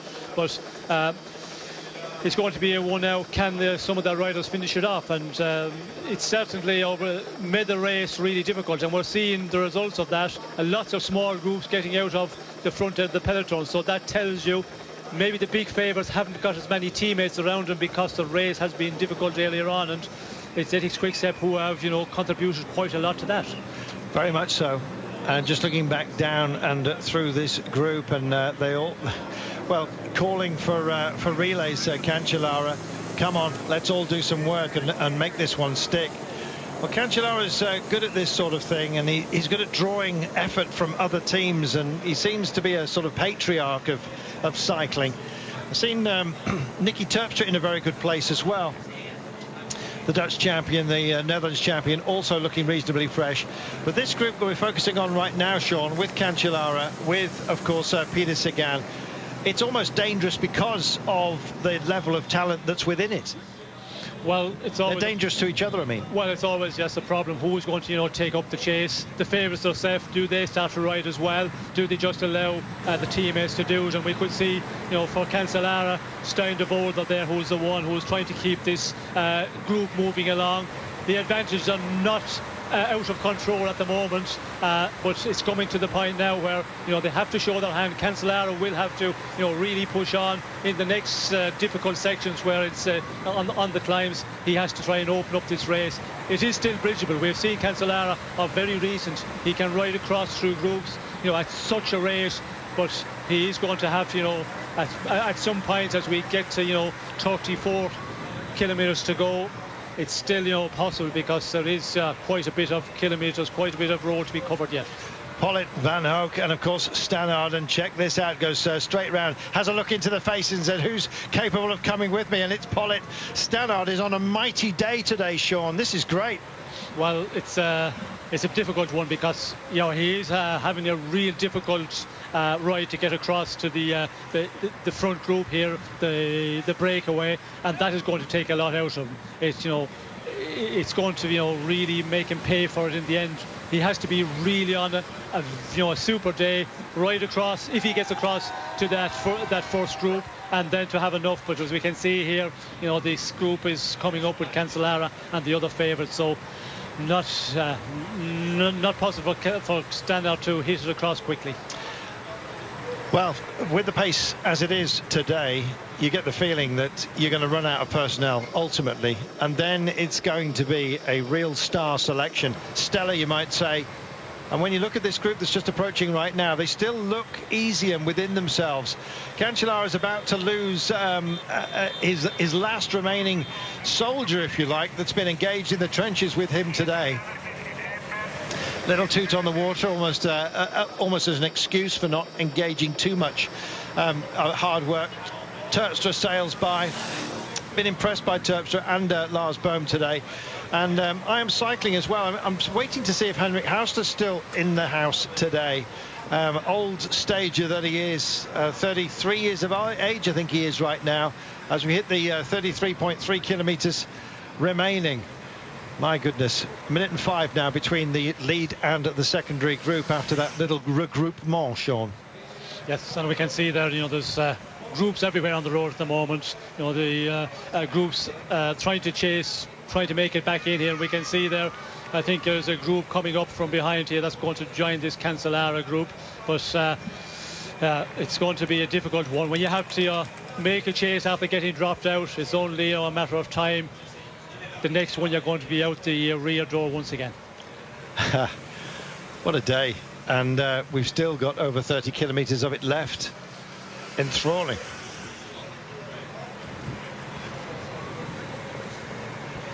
So the favourites are now starting to look at each other, and the pace has certainly been knocked out, Sean. It's still reasonably high considering how deep we're into a very long day, and you can see that writ large from this aerial view. Everyone's going to be tired, even the greats, Sean, but somebody is going to be have an advantage. It's not necessarily teammates. This is where you're going to have to be very, very clever. Up goes the hand, as you saw, of Damien Gaudin from AG Tour La Mondiale. Only 56 seconds. We're going to have it coming together. I've got a feeling, Sean, we might have quite a big group contesting the very last today. I'm doubtful of that, because I think you can see the way the riders are, racing at the moment. There's a lot of riders, I think, they are quite tired, and we can see, they're just waiting, and they're not committing. So it's an indication, I think, that the very fast racing, the very aggressive racing in the early part of the race is starting to take its toll. And the moment we see an attack from the bigger riders here, then I think this group will be all over the place once again. And we have seen here, there's riders chasing to get back in, small groups of riders, losing contact, and that is going to be a one where you can live doing that for so long. We have got a big attack, and it's from two big names. It's Kwiatkowski, as you can see, who's got the rainbow accents to his jersey. The jersey he used to wear, the World Champions jersey, is on the back of Peter Sagan, and they've got company here. Well, Martin Wynants and Sepp van Mark have been working extremely well today, despite all kinds of trauma. And with 31.8 to go, it's the first big roll of the dice by some very big names, Sean. This is serious. Yes, well, with Sagan, Kwiatkowski, and of course Sepp van Mark, you cannot allow those guys to get much of an advantage. And the other riders who are thinking of doing something in this Tour of Flanders, they have to get a move, and you have to just wait for the opportunity. If you're right on the flat, of course you carry on, you carry everybody back with you in this group. But the moment you can get a little bit of a climb on the cobblestones, that's where you can hit it. This is the danger. Alarm bells are going off, as you can see, and they're staying with it. And that's Daniel Oss, who's just bridging, and Cancellara, I think, is engaged. He does not want this to drift away at a moment such as this. He can't afford it, Sean. No, you cannot allow this group to get too much of an advantage. But again, depending on how you're feeling, if you're in good shape, then you can say, well, I can just allow these fellas to take 15, 20 seconds, 25 seconds of advantage. And the moment it gets really difficult to train, well, then you can ride across to them. And Cancellara is the one who can do that, and we've seen him do it before. But again, you never know, he may be starting to pay the price for the very difficult day they've had today. Big hairpin. It's going to take. It's going to have to be taken carefully, and they do take a hexagon all the way through it, as you can see. Flatten themselves out and go for it again. Some very, very tired legs, and indeed minds, with 30.5 kilometers to go. 45 seconds is the gap right now. Kwiatkowski pushes on. Staying with him is Peter Sagan, and of course Sepp van Mark, leggy, rangy character, does a Sagan, readjusts himself because he wasn't too comfortable. I'm not surprised. He's got top tube trauma. Sagan stays with it. I'm just looking to see who's trying to bridge. Now, Cancellara did think about it, but has decided that there's a bigger group that he can sit in with at the moment. Doesn't want to engage too much with 30 kilometers to go, but there's definitely a big, big call being made here. Who's going to be wise to it? Is that Lars Bohm that's been tempted out as well? The Skyman's not going to help out, is he? Yes, he is, just for the time being, but only very, very briefly. And Wanty also engaged. So proud of that team to have picked themselves up and still playing the game with us right now. It is cat and mouse, and it's Kwiatkowski, Van Mark, and of course right in the middle of that sandwich is our world champion. What a fantastic trio we've got right now. It's what we needed, Sean, at this moment.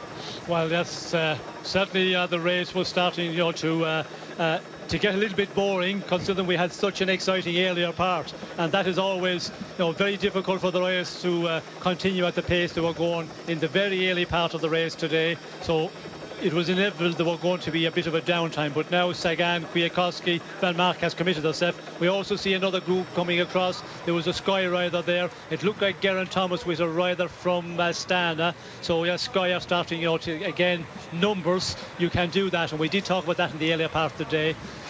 Ethics Quick Step, they had a lot of riders, but of course they committed and they did a lot of riding. I think they've paid for that now, but Sky, they still have a number of riders still with a great shout in this race. I think so. I wasn't even sure if it wasn't Luke Rowe, to be honest. He's been in very combative mood of late, and we'll see whether he delivers today. The main body of the peloton is now a minute adrift, so it's a good move. They're trying to bridge to these guys, where we find still turning the pedals. Dylan van Baarle as we come to the Kreuzberg, maximum 9%. It's looming large, Sean. Once we've dealt with this, we've only got the Eau de Clermont and the Paterberg before we start to run for the line.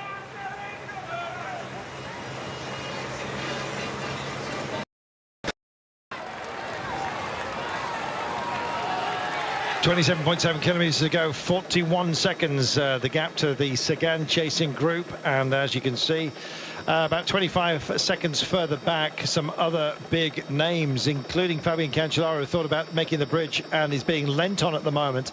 Everyone else anchors within this group, as Sagan's being allowed a little bit of free rein, you might think, but he's having to work very, very hard, along with Kwiatkowski and also Sepp van Mark. Stein is also here, as you can see, but that is Cancellara. Is he being lent on too heavily? And they're just beginning to suffer as Lars Bohm, who was very, very busy at the top of the day. Ethics Quickstep, this group also then with Tom Bonen, just about 3 riders ahead of him. There is Edvald Bosenhagen also in here, and I think Heinrich Hausler is still here for I Am Cycling. Meanwhile, these are the chasers, and what a Cancellara chase group it is. Sagan, Van Mark, and of course Kwiatkowski. Now, if they manage to bridge, and it's only 35 seconds, they will find up the road Andre Greipel, is doing an amazing job today. Stijn van der Berg from Ethics Quickstep, Erviti from Movistar, and Van Hoek from Topsport Bladeren, part of the initial breakaway, and Claes from Wanty Group Gobert is also there. A lot of hurt has been put down. That's the design. That's the idea of those up front. I didn't think, Sean, that many of those who are finding themselves at the moment in that very select group up front thought they'd be allowed to stay out there for such a long time. It's been big names staring at each other, and I think they may have all stared each other into the abyss, I think. To a difficult situation now, especially for Cancellara, but also we can see that Christoph is here, and he still has two teammates with him here in the group, so we have to see some of them making the move in the next difficult sections of this race. But the three riders, Sagan, Kwiatkowski, Van Mark, they're in a real good position because they're eating into the advantage of the breakaway out front, the leaders on the road, and we can see the group Cancellara going to a minute at the moment, so it all depends how good Cancellara is, how good Christoph is. You know, if they can attack on the Eau de Quaremont, well, you know, this advantage is possible to rectify, but again, the question is how good they are. Time is starting to run out. Dylan Van Baal of Cannondale is still also part of that group. Apologies for not mentioning him. And so this is De Volder working so hard, and Cancellara, I think he's going to have to thank his entire team, but he's got to deliver. There is Edvald Bosenhagen as well, just slotted in behind Cancellara. It's almost like there's a tow rope between the pair of them for the time being. Astana still have options. They've got 3 or 4 teammates here, but is it all for what looks like a flagging Lars Bohm? We wait to see. They've got other fish to fry, of course. Liu Vestra also 26.3 kilometres to go, and there's a change of pace, and it's Astana that decide to engage with it, Sean. Yes, well, I think they realise also some of the teams will maybe alone Trek Segafredo to do all the pulling on the front, and we can see you know, they are just struggling because they haven't got you know, enough men up in this front group with Cancellara, and we can see now they're losing the last man, Stijn van der Voorde, that looks like is going to go out the rear door, so they need some other teams, and the other teams realise as well the group out front with Sagan, Kwiatkowski, Van Mark, that is the one they're concerned about because they are pulling away all the time. So they've still got some crucial climbs to come, the Eau de Quermont and the Paderberg. Now that's that double kicker, Sean, that's really going to kick, I think, this breakaway group. The question is, can this trio manage to deliver? To my mind, the man who's in the best position out of them is Sepp Van Mark. He hasn't taken too many turns on the front, leaving it to Sagan and Kwiatkowski, who seem happy in each other's company and indeed sharing the load for the time being. Yes, well, I think Sepp Van Mark is contributing. We can see him, he may have missed some turns, but still he is contributing quite a bit, and he's not going to get a free ride here from the other two riders, but Sepp Van Mark, he looked to be in difficulty. When we see Kwiatkowski attacking with Peter Sagan in the wheel, he was struggling to make it onto the two of them, so I think maybe he's starting also to feel the pressures of this race, the difficult race it has been all day. There are riders here that don't want to guide quick men to the line, and of course Greipel and the likes of Kwiatkowski and of course Sagan. Greipel would be the obvious choice if it was an out-and-out sprint, but having put in so much effort today to stay out for much of the day, Greipel's got to be limited in terms of what he can deliver late on. It's down to those who are happier climbing, Sean, to impose themselves, and I suspect that's exactly what we're going to see as we head to the Quaremont and the Paderberg again. We'll be there, by the way, in about 8 kilometres time. We're going to be on the Eau de Quermont when the ticker says 16.7, and then the Paderberg with 13.2. Once they've dealt with that, finally they can allow themselves to dream of glory, Sean. Are we going to find it from what is now a rapidly reassembling group here? Well, the problem is now when they get to this group, of course, the Eau de Quaremont will be the one where you can do the damage once again, and that will be 16.7 to the finish. So there's a bit to go to get onto that really selective section of the race. And who's going to do the riding here? Sagan, if he continues on riding, and Kwiatkowski, for example, with everybody else in tow, that is going to be the difficult one. And of course we can see, you know, the group behind it is starting to close as well, so certainly you cannot count the guys back in that group of Cancellara out of it yet. Kwiatkowski took the E3, we remind you. Gent Wevelgem going the way of Peter Sagan. He'd run up in the E3, of course, so they've been in each other's pockets, I think it's fair to say, for quite some time, and they come and do the pacing right now. I think this is to shake out Andre Greipel. They're not quite sure about what kind of condition he's in, and Sagan wants to know. He has a look back, and he looks back again to see whether Andre Greipel is starting to suffer, and it's Sepp Van Mark that picks it up right now with Kwiatkowski tight in on his wheel, and there is Sagan as well. The Clermont announced by its own beer. It's got its own branding, and in fact the percentage matches the average for it. There we are. Well, you'd expect that, I guess, from a wily brewer. 36 seconds back, this group, including Lars Bohm and a pretty established team. He's got 4 riders with him who are strong and can impose themselves, but will they be allowed to? A couple of from Trek, of course, one of whom is Fabian Cancellara, who's been leaning on his teammates, but soon he's going to have to be required to bridge that gap himself. 28 seconds with 22.5 to go. That's doable for Cancellara, but can he possibly eat into the gap and then push on, Sean? That's the question. He's about P6 in this chase group right now. Yes, well, I think he's in a perfect position at the moment. We can see Katusha getting involved in the chase, Astan are getting involved. Stein de Volder has made it back. We did see him, it looked like it was game over for him because he started to lose on that little drag. He started to lose contact, but he's after fighting his way back in, and, you know, again committed 100%. 27 seconds at the moment for that group of Cancellara. So on the outer Quaremont, if Cancellara, you know, can put up the show that he's done in the past on the Quaremont, well, then it is certainly bridgeable. Here we go. Sagan, Van der Berg, Greipel, Van Mark. You know, if you just stop there, you'd think they've got a great chance, but you add in Kwiatkowski, Van Baal, Aviti Claes. This is quality, Sean, and that's the problem of those who are chasing. They're not hanging around. They're trying to close this gap down.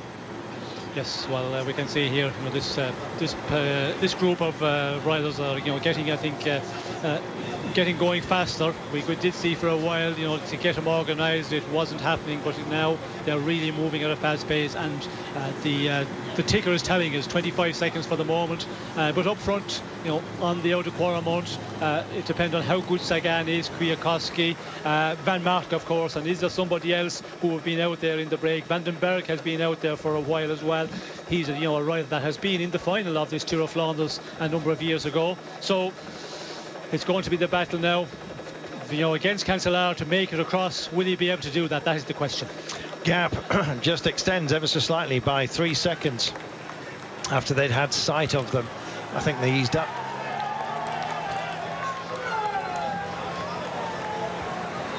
.5 kilometres to go, and it's Peter Sagan that takes on the duty. Andre Greipel just gets out of the saddle trying to stay with these guys. Closest to Sagan is Dylan Van Baal. Still looks reasonably comfortable considering the amount of work that he's done today. I think it'd suit Van Baal to start shaking out a few of the quick men here, but it's hard when you're faced with the greatness, not suggesting that he's not part of that vanguard. But names like Sagan, names like Kwiatkowski, they've been at the top of the podium, top of all lists for quite some time, and in fact have managed to find a great deal of success of late.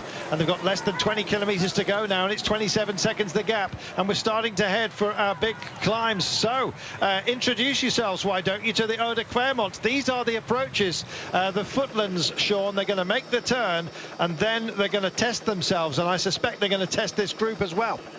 Yes, well, I think we will see a test in both groups. You know, this group, they cannot afford to hang around at all. They have to continue on working, and, you know, what more than a better place on the Quaremont if Sagan and, you know, the rest of the guys who are in this leading group, you know, are feeling good. Well, they're going to have to try and make a selection and split this group once again, and the same goes for back in that group of chasers with Cancellara. We did see Bowen as well was very much to the front there. Here we go then.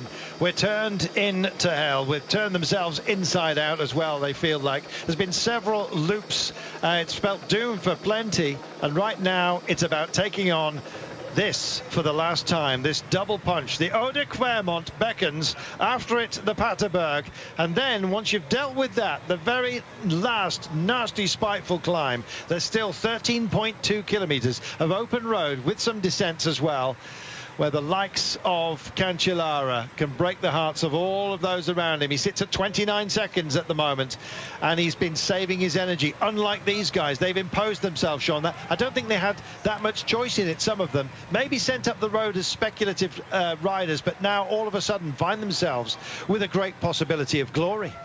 Yes, well, I think the riders who have been up in the earlier break, and certainly the riders that have come across, like Greipel, Van Baal, you know, they have managed to get into a real good position here. Vandenberg, of course, as well, and he's the one from Ethics Quickstep. After all the work they have done, you know, to have him up here, it's a good situation for them. But back in the group as well, let's not forget Christoph as well. He's been, you know, very, very quiet today. The team has, you know, been committed now for quite a while, so he must be feeling good. And you know, will they be capable of, you know, getting out of this group, making it across to that group of Sagan, Kwiatkowski? You know, 28 seconds at the moment. It is possible, but they will have to do it on the outer Quermont. So we've got Cancellara here, we've got Geraint Thomas, we've got plenty of others as well, including, of course, Edvald Bosenhagen. It's a group of class, but unfortunately for them, top of the class at the moment is Peter Sagan, and he's 26 seconds up the road, and he's about to take on the Eau de Quermont. He looks nice and relaxed, maybe pensive as well, though, into the mix. 25 seconds, Sean. That doesn't sound like much, but with the firepower that they've got to issue here, I suspect that we may hear some cannons being shot back down the valley. They're on to the cobbles right now, and they've got to go for this. They've got no choice. They've got to go all in.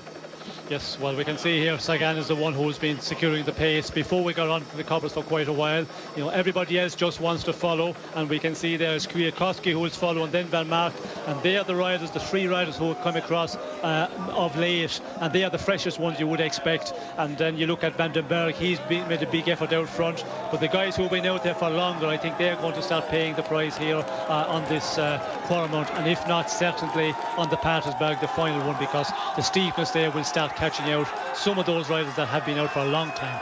Greipel is suffering at the back of this group. You can see some spaces opening up, and Greipel is struggling to stay on board.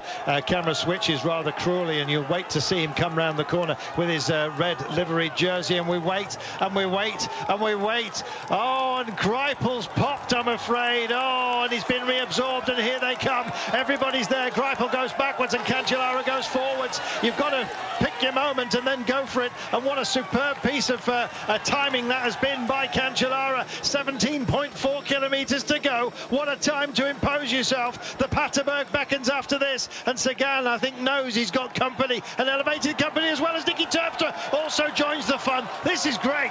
Yes, we can see Cancellara, he's just, you know, lit the torch, as they say. We can see that Nicky Terpstra is trying to follow on. We can see Geraint Thomas also there. So it's going to be... Oh, look at him go! He goes by, he just rides by everybody, and this is going to be a horrible time for some, but great for others. And if you're in Cancellara's position, if you're feeling that way, well, then it's a great feeling. One after the other after the other. Cancellara is eating up the break, and right now he's having a snack on absolutely everybody. Look at this. He's managed to find 5, 6, 7 bike links from those around him. Gives a cursory glance back, saying, what's back there? Human beings. Well, this is a phenomenal effort by this man. Chasing on and trying to keep in touch Movistar. I think it was Sutterlin, actually. But anyway, out front, there is Sagan with Van Mark. Is Van Mark going to be what... well, in this scenario, he's always finished second. He'd like to come and beat Peter Sagan and add to his list of seconds right now. But one man who could well break their hearts and finish top deck yet again, and in fact become the first man ever to win 4, and he's just hove into view. He's out of... he's in the shadows at the moment. He's threading the shortest route through this, and first man to pop out of that bushel there, it's Fabian Cancellara, and here he comes, Sean. He's on a mission. He can't afford to do anything else other than turn those pedals, and everyone else, well, the alarm bells have gone. I think that's Tom Bonham that's chasing in, by the way, and just behind him is Nicky Terpstra as well. This is phenomenal stuff. What a drive by Cancellara. He's going for it. He wants 4, Sean. Will he get it?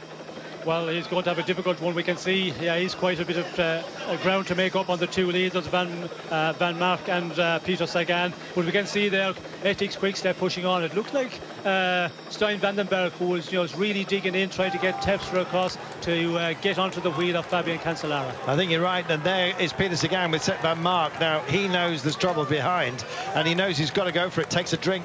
You can see the pace he's taking as well, just bangs into his hand, and here's Cancellara. The fans gracefully just moving their arms out of the way for the great man to come through, and he will be the greatest, Sean, of this race with 4 victories. Nobody's ever done it before. He's got to beat these two guys, though. That's his problem. Yes, well, that is going to be the problem. As we can see there, the riders are making it across the Ethics Quickstep, just starting to join up with Cancellara, and if that happens, well, then there will be a little bit of downtime. Who's going to do the chasing? But Cancellara's continuing, and he's going to have a difficult one, because he's only going to get across on the Patersberg climb, and that is always going to pay, because when you get to there with Sagan, it's going to be difficult for Cancellara to ride on and try and get rid of Sagan Van Mark, and that's what he needs to do, because he cannot take Sagan to the sprint. So it's becoming a difficult one for Cancellara at the moment. So Stein Vandenberg it is, leading Nicky Terpstra, as you can see, and there, I'm afraid, is Dylan van Baarle. Brave effort by him, but he's amongst others, including Lars Bohm here, as you can see, and likewise Zdenek Zdibar is also here. This is Kwiatkowski as Dylan van Baarle just beds into this group. Also bouncing there, Geraint Thomas. No sign of Luke Rowe just for the time being. 15.8 kilometres to go, and they're going to make it back over here. They're going to make it back, and this is going to become a fighting quartet. Now, was it all in too early? That's the question for Cancellara, or does he just want help? As simple as that. With still 15 kilometres to go, I think this is clever stuff by Cancellara, Sean. Well, I'm not too sure.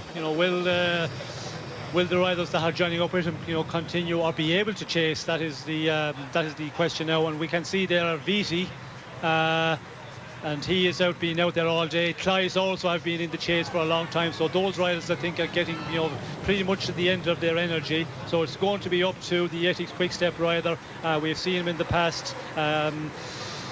Will he be able to contribute Terpstra with Cancellara to make it across here? Because the advantage, I think, it's a substantial one at the moment. Oh, they're arguing with each other, and Cancellara is shaking his head, and the gap goes out only by a solitary second to 13 seconds. But they've got to sort out their strategy, Sean. It's always a difficult thing to form an alliance, which is going to be torn up in 14 kilometres time. Well, of course, when you have difficulty following Cancellara on the previous time, the Outer Quaremont, then you're a little bit concerned to ride with Cancellara here, and that is Nicky Terpstra's, I think, concern. If you ride, really 100%, then on the next climb, the Patersberg, Cancellara can hit you once again and try and make it across to the two. So it is going to be a bit of a cat and mouse, I think, in this chase away between Terpstra and Cancellara. Nervous moments on the descent here. When roads are dry, they get dusty, and that could be equally as slippery as if they were wet and muddy. And there's the gap for you. It's a tenuous one, but it's out to 14 seconds, Sean. He's found a couple of seconds, Sagan, and at the moment it is he that is leading Sepp Van Mark as they come into town. Sepp Van Mark not able to copy the aero position of Peter Sagan. I don't think he wants to. He's staying there and freewheeling behind him. It's Sagan that's just pedaling on just for the time being. 14 seconds, 13.8 k's to go. Final climb then. The Patersberg is beckoning, and here we go. Get up this, and then you can start thinking about your run for home. But this is a horrible test, Sean, so late in the day. Yes, well, this is the killer one at the end of the very difficult day. The gradient, as you can see, it's 20%, not a long one, 360 metres, but it feels like it goes on forever. And now the question is, back in that chasing group, Cancellara, how much has he got? Will he be able to, really put in a big effort of this one and try and make it across? He needs to try and get rid of the two chases, because they're not going to work. I don't think Viti is going to last too long, but can Nicky Terpstra cling on to Cancellara? Coming to the fore goes Sepp van Mark, and he's decided to offer Peter Sagan a little bit of assistance here, but more than that, I think he needs to shake him out. He needs to shake him off and hopefully just do something. But Sagan sails alongside as if to prove that he's still got what he takes, and he's delivering the power. He stays seated and meted, and look at this. He is absolutely ripping up this climb. If Sagan gets to the end, this could be the ultimate shootout. We'll wait and see. Van Mark is going backwards. He's going into the clutches of Cancellara, as you can see. Terpstra has also started to struggle, and Sagan has gone here. Is this going to be the supreme solo? Are we going to see a double world champion winning day after Armistead did it in the women's race? Will Sagan do it here? 30.1 to go. He rounds that difficult section. He's been over the hardest bit. Now can he sustain it all the way to the line? Big question. Yes, it's going to be a big ask because Cancellara is coming up very quickly to join up with Sepp van Mark, and this is going to be the difficult one maybe for Sagan, because the two, if Van Mark can contribute in the chase with Cancellara, well, then it's going to be really difficult for Sagan to stay out there. And we know that the qualities of Cancellara, time trialing, that is his real forte point. So for Sagan, he is going to have to put in a big effort to hold off the two. And look who is here. Lars Boehm's made it in, I believe. Dylan van Baarle also hanging on, but Sagan, supreme at descending, as you know, is going for this. 15 seconds he's got on Cancellara at the moment. He's going to need all of that. 12.7 is the kilometres to go. 30 seconds back, though, the other group. Well, we always say that the rule of thumb is a minute for every 10 Ks if you're going to catch a break. But if it's a one-man break, he's totally determined. It is, of course, Peter Sagan. If he adds this to his rainbow jersey, this will ensure his place, as if he wasn't there already, amongst the absolute greats. They used to talk about the Sagan era, and then it kind of went dark a little bit until he won the World Championship. He's now started picking up results, and this would be, Sean, an amazing monument if he manages to pull this off. He's only got 12 seconds though of advantage. That's a huge ask, even for a mighty rider such as Peter Sagan. He's going for it, Sean.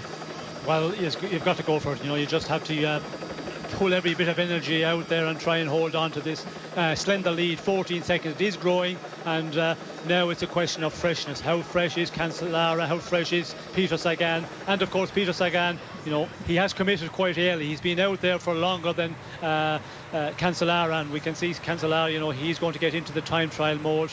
But again, will he be able to claw back? 12 seconds, it sounds nothing, but at this point, after such a difficult race, it's so difficult to close down 50 metres, not alone 12 or 13 seconds. Let's not forget that Sepp van Mark and Cancellara have been together before. Well, they have been together before, and I'm not sure if Sepp van Mark, he has really suffered. We could see on the Patersberg, he's just not able to follow Peter Sagan, so he's getting very much to the end of his energy as well. If he rides with Cancellara, well then, maybe they can join up with Sagan, and if he can play his cards right, possibly he could do something, but all depend how he's feeling. And if the group from behind is coming up, that might push him to ride, because the place on the podium is so important for a Belgium. Even to get in the top three in this race, it's of major importance. Van Mark came into the Roubaix Velodrome with Cancellara a few years ago, and all bets, of course, were on Sepp van Mark. He knows the track. It should have been his day. It wasn't his day. That's going to be going through his mind right now, Sean. Yes, well, of course, he knows if he rides with Cancellara, and then it's going to be very difficult for him to do anything in the sprint. If you contribute 100%, but he might just start taking some turns on the front. Again, it depends on the situation. We have to wait and see what's happening behind, because he will be made very much aware of what's happening. And if there's a group coming up, that's where Sepp van Mark will start to panic, and that's where he maybe starts working with Cancellara to just hold out and be guaranteed a place on the podium. 19 seconds. It was 12 before he took on the descent, and this is Peter Sagan. He's got his arms, his hands, poppy paw styly, as you can see out front. He's got himself into a time trialing position. No tri-bars here, but he's invisibly holding on to them, as you can see. And he's holding on to an advantage. 21 seconds he's got now, with 9.4 kilometres to go. Can he do it, Sean? Well, it's looking really good at the moment. He seems to be pulling out the advantage, although he's changing very quickly there.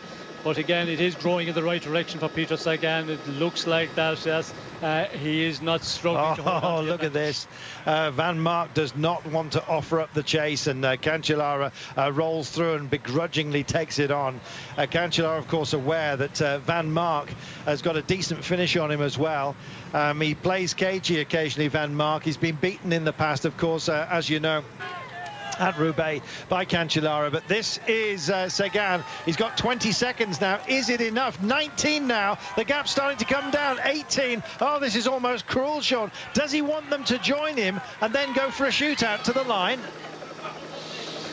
Well, I think Cancellara's giving his all. Everybody's giving their all there. Certainly Sagan. He has to, to just dig deep here. Cancellara also, we can see here, really, just giving it everything, and 19 seconds at the moment. They can see him out in front, but 19 seconds at this point is a difficult one. We can see the group chasing the two riders here on our screen. They are at 58 seconds, so that advantage for the Cancellara Van Mark group is quite sufficient to go on, and that will be the interesting one, because Van Mark, he's going to contribute as least as possible. And we can see there, for the moment, he's not doing anything with Cancellara at all. 17 seconds now with 8.3. 16 seconds. By my reckoning, he's going to get caught with about 3 to go if this rate continues to tumble. He may well have something left, Sagan, but Cancellara is in a phenomenal position. His last season, don't forget. We've been following Fabian on Eurosport, your home of cycling, for quite some time. Right now, it may well be at the line. He's not following anybody. 17 seconds, it's holding with 8 kilometres to go. Sagan digs again. Yes, and we can see there, Seb Van Mark is starting to do his turn on the front with Cancellara, so that can be the reason for the advantage, maybe to come down a little bit. Of course, we're chopping back and forth, and we can see Cancellara's on the front quite a lot when we come back to the two of them. But certainly Van Mark is doing, he's doing some turns on the front. I think Cancellara's doing the majority of it, but still, it helps a lot when you have a rider with you that takes it up for a couple of 100 metres and keeps the pace. A little bit of recovery, it's so important at this point in the race. Lars Bohm, Luke Rowe is indeed here. Geraint Thomas, Dylan van Baarle. Some real quality, but you just feel that it's going to be 4th place only. And there's Christoph at the back. Well, he's been keeping his powder dry. Not this man. He lit the torch paper quite some time ago, and he is going for it. But the question is, he picks up another second with 7.1 to go. Maybe it's going to be even narrower, the margin by the line. Sagan, at moments like this, do you remember at the World Championships where he picked up that rainbow jersey, Sean? He went hard and he went long and he delivered. It was an outstanding piece of smash and grab, if you like. The hordes were upon him at the very last, and it could well be the same kind of scenario right now, despite these straight roads and indeed a clear view of the hare. The hounds at the moment, what have they got left in their legs? That's the point. Well, that is the point, and 6.6 kilometres, it's a long road, and this road into the finish, it feels like it goes on forever when you're after covering this distance and racing so hard all day. And Peter Sagan in the World Championships, of course, he put in that explosive attack very close to the finish, but this one is a marathon attack for him, because he's been out here in the breakaway, came across with a number of riders to the original breakaway of the day. Now he's here on his own and having to take it up, with 12, 13 kilometres to finish. He's fighting and he's just giving it everything to hang on. And as you can see, it looks nothing here on their screens, but still he is just continuing on. And well, he's being paced by a photographer here. I'm sure there'll be others aggrieved to see this, but just comes out of the wind as if by magic. Cancellara and Van Mark, they have been changing positions, but Van Mark, whenever he takes over, the gap just grows a little bit. It's gone back out with Cancellara now relaying back into the void. 14 seconds it holds, Sean, with 5.7 to go. And as you say, doesn't sound like much, 14 seconds, and in normal circumstances it possibly would be bridgeable, but you don't know what Sagan's got left in terms of determination, heart, and indeed what's left in the legs. He's done a lot of work today. His team were largely absent, it seemed, from protecting him, but they helped him hide, Sean, by taking their turn on the front, and he used them gradually, slowly but surely, and then in the end what he always seems to do is do it for himself. Is he going to deliver, though? 15 seconds is the gap now. Yes, I think he will hold on. it's possible that he's been, the director sportif has given him the advice. The advantage you've got, he can just maybe knock it back a fraction when he has 17 or 8 seconds, but when it starts to come down, of course, then you have to push on again, and it's going to be a real interesting one now. Is it going to come under the 14 seconds? If it goes down to 10 seconds, well, then we would be saying, I think he's starting to struggle out front, but we're getting closer to the finish. 4.8 to go. It's a situation for Cancellara and Mark where they're going to start running out of road with the advantage of still at 15 seconds. Well, it seems that Cancellara, the way it stands at the moment, it goes up to 16, 17 seconds.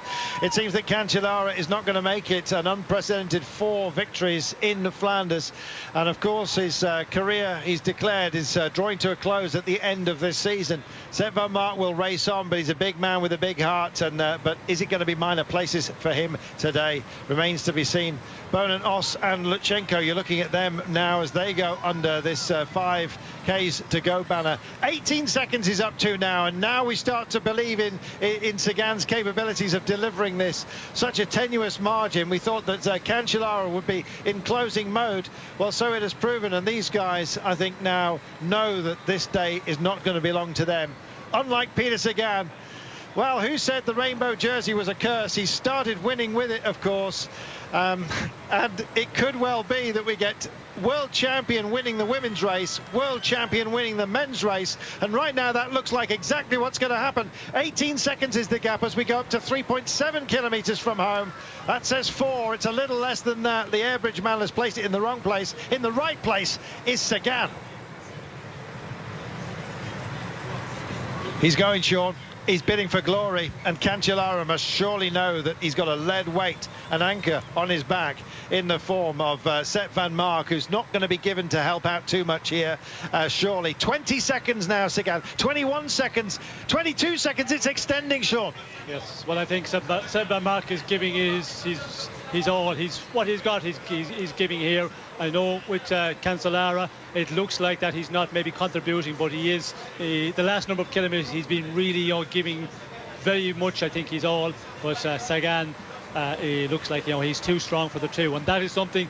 Cancellara, you will be getting time checks, and when you see that Sagan is not slowing down at all, well, then that is going to be very demoralising for the two chasers, especially for Cancellara, because known as a super time trialist, when you cannot close down in the first number of kilometres after the Patersberg, and we can see it's starting to grow out more and more.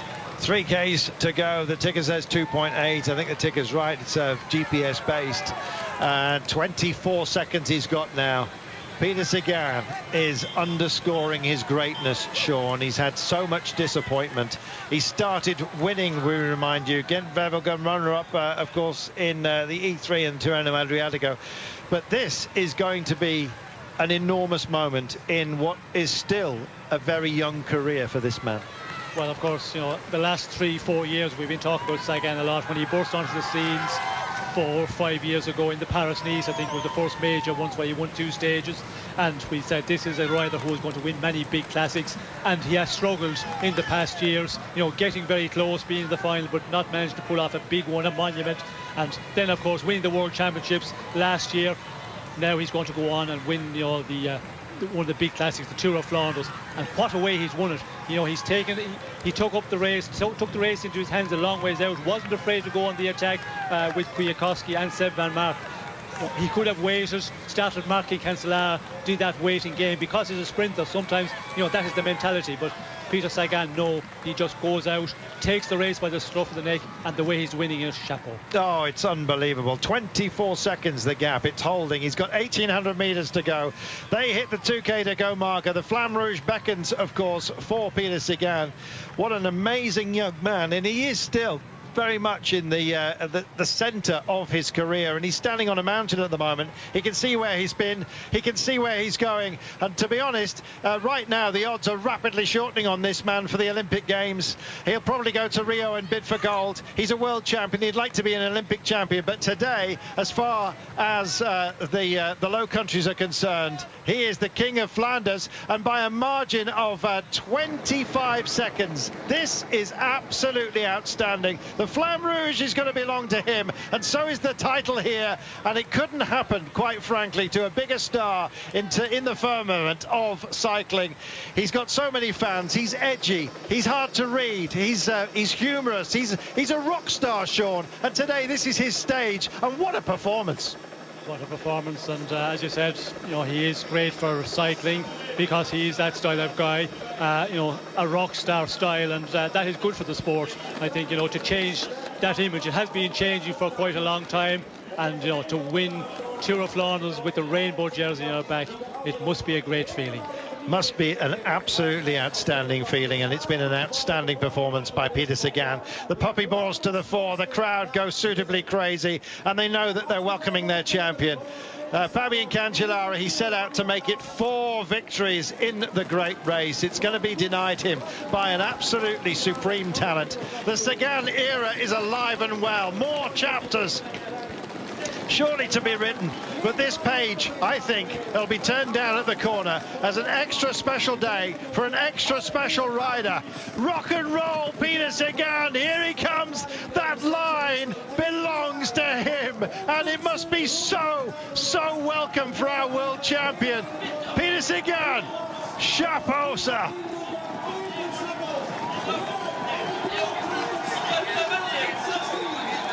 What about that, Sean?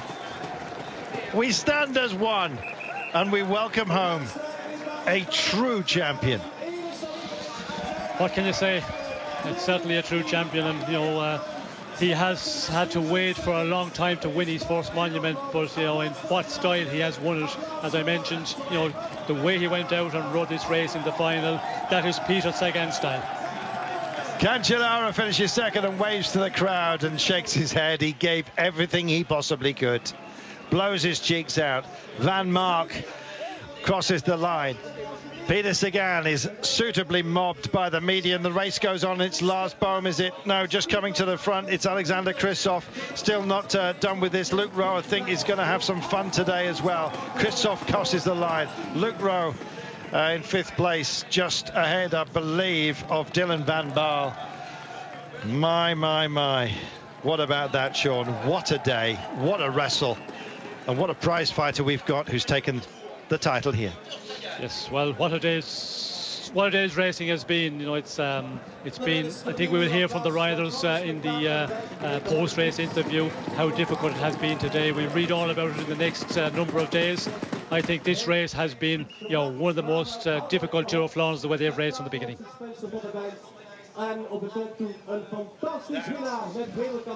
That must feel so good.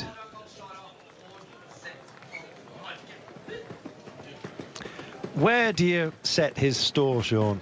It's quite remarkable what he has achieved, and he just carries on achieving it. Well, certainly the way he's went and won this race, you ask your question, where does he go from here? I think there's many a classic left in Peter Sagan.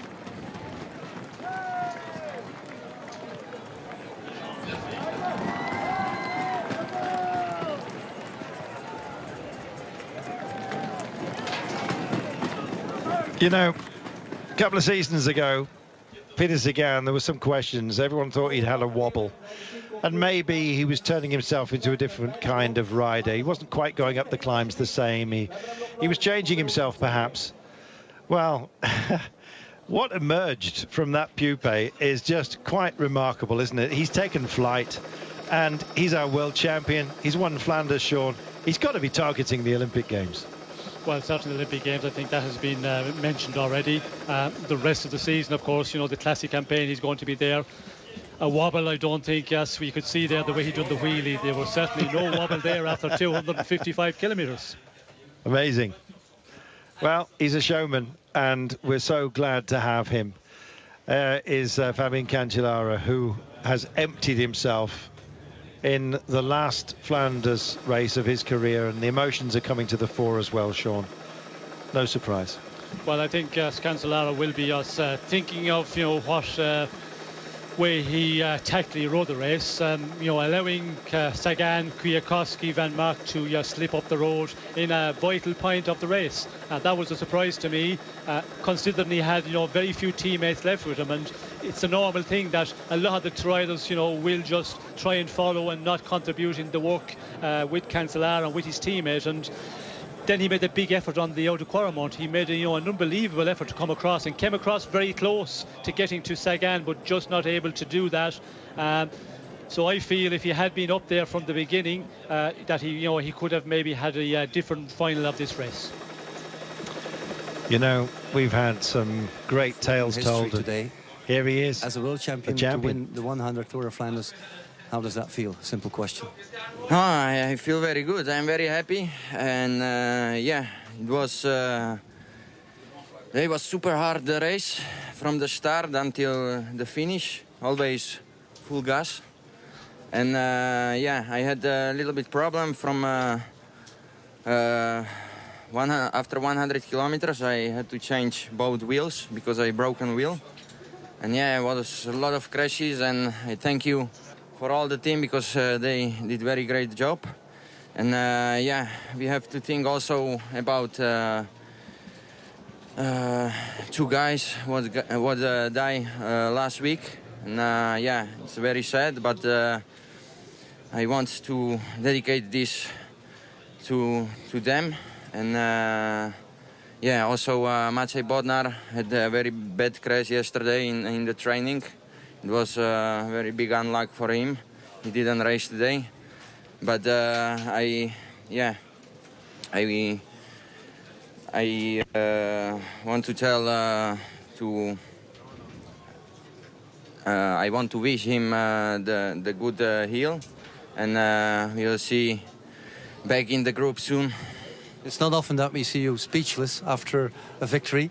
You've won a monument now. Next week there's another one, Paris-Roubaix. You might do the double. It's been done before. I'm very happy also for this, and now I want to have fun after this big victory. And next week, we think next week, not now. You have your sprint, yet you wanted to finish alone. Explain. Sorry? You have your sprint, yet you wanted to finish alone. No, the race was very hard today, and yeah, it's very hard to work with another guys, because nobody don't want to work with me, and then it's always better to drop everybody. I think it's not easy. Huh? Many congratulations, awesome win. Thank you very much. Thank you. Terrific. I think that sums it up, Sean. He's a man such as yourself that nobody wanted to work with, and in the end you just got to do it yourself. Well, it's the sure way to win, and that's precisely what Peter Sagan has done here in the 100th Tour of Flanders. Sagan finishes ahead of Cancellara, Sepp Van Mark. Christophe came in fourth ahead of Luc Rowe. Dylan van Baarle in 6th place. All great riders, but one king of them all. King of the hills and the cobbles. Well, Sean, we're expecting rain late on. The storm clouds are gathering, but lightning has already struck here. Certainly have, and it struck very early today. Luckily for the riders, I think it's good to see that they got dry conditions. Don't forget, of course, we've got Paris-Roubaix and plenty of other cycling to come here on Eurosport. We thank you for your company today. Quite an outstanding race with an outstanding champion. My goodness, you have to catch your breath on occasion. Even Peter Sagan, a little breathless and and struggling for thoughts, I think, and just a sort of in his modesty. People think he's a flash guy, but he's always thinking about his teammates, and of course he remembered the fallen as well. He's a quality rider. He leads the World Tour by rights. Well, cycling has many stars, but we've got one rock star, and today he stood upon that rock, did he not? And plenty of those cobbles, and just owned the place. We'll take our leave. Thanks to Declan Quigley, of course, to Sean Kelly, myself, Carlton Kirby, and of course you at home.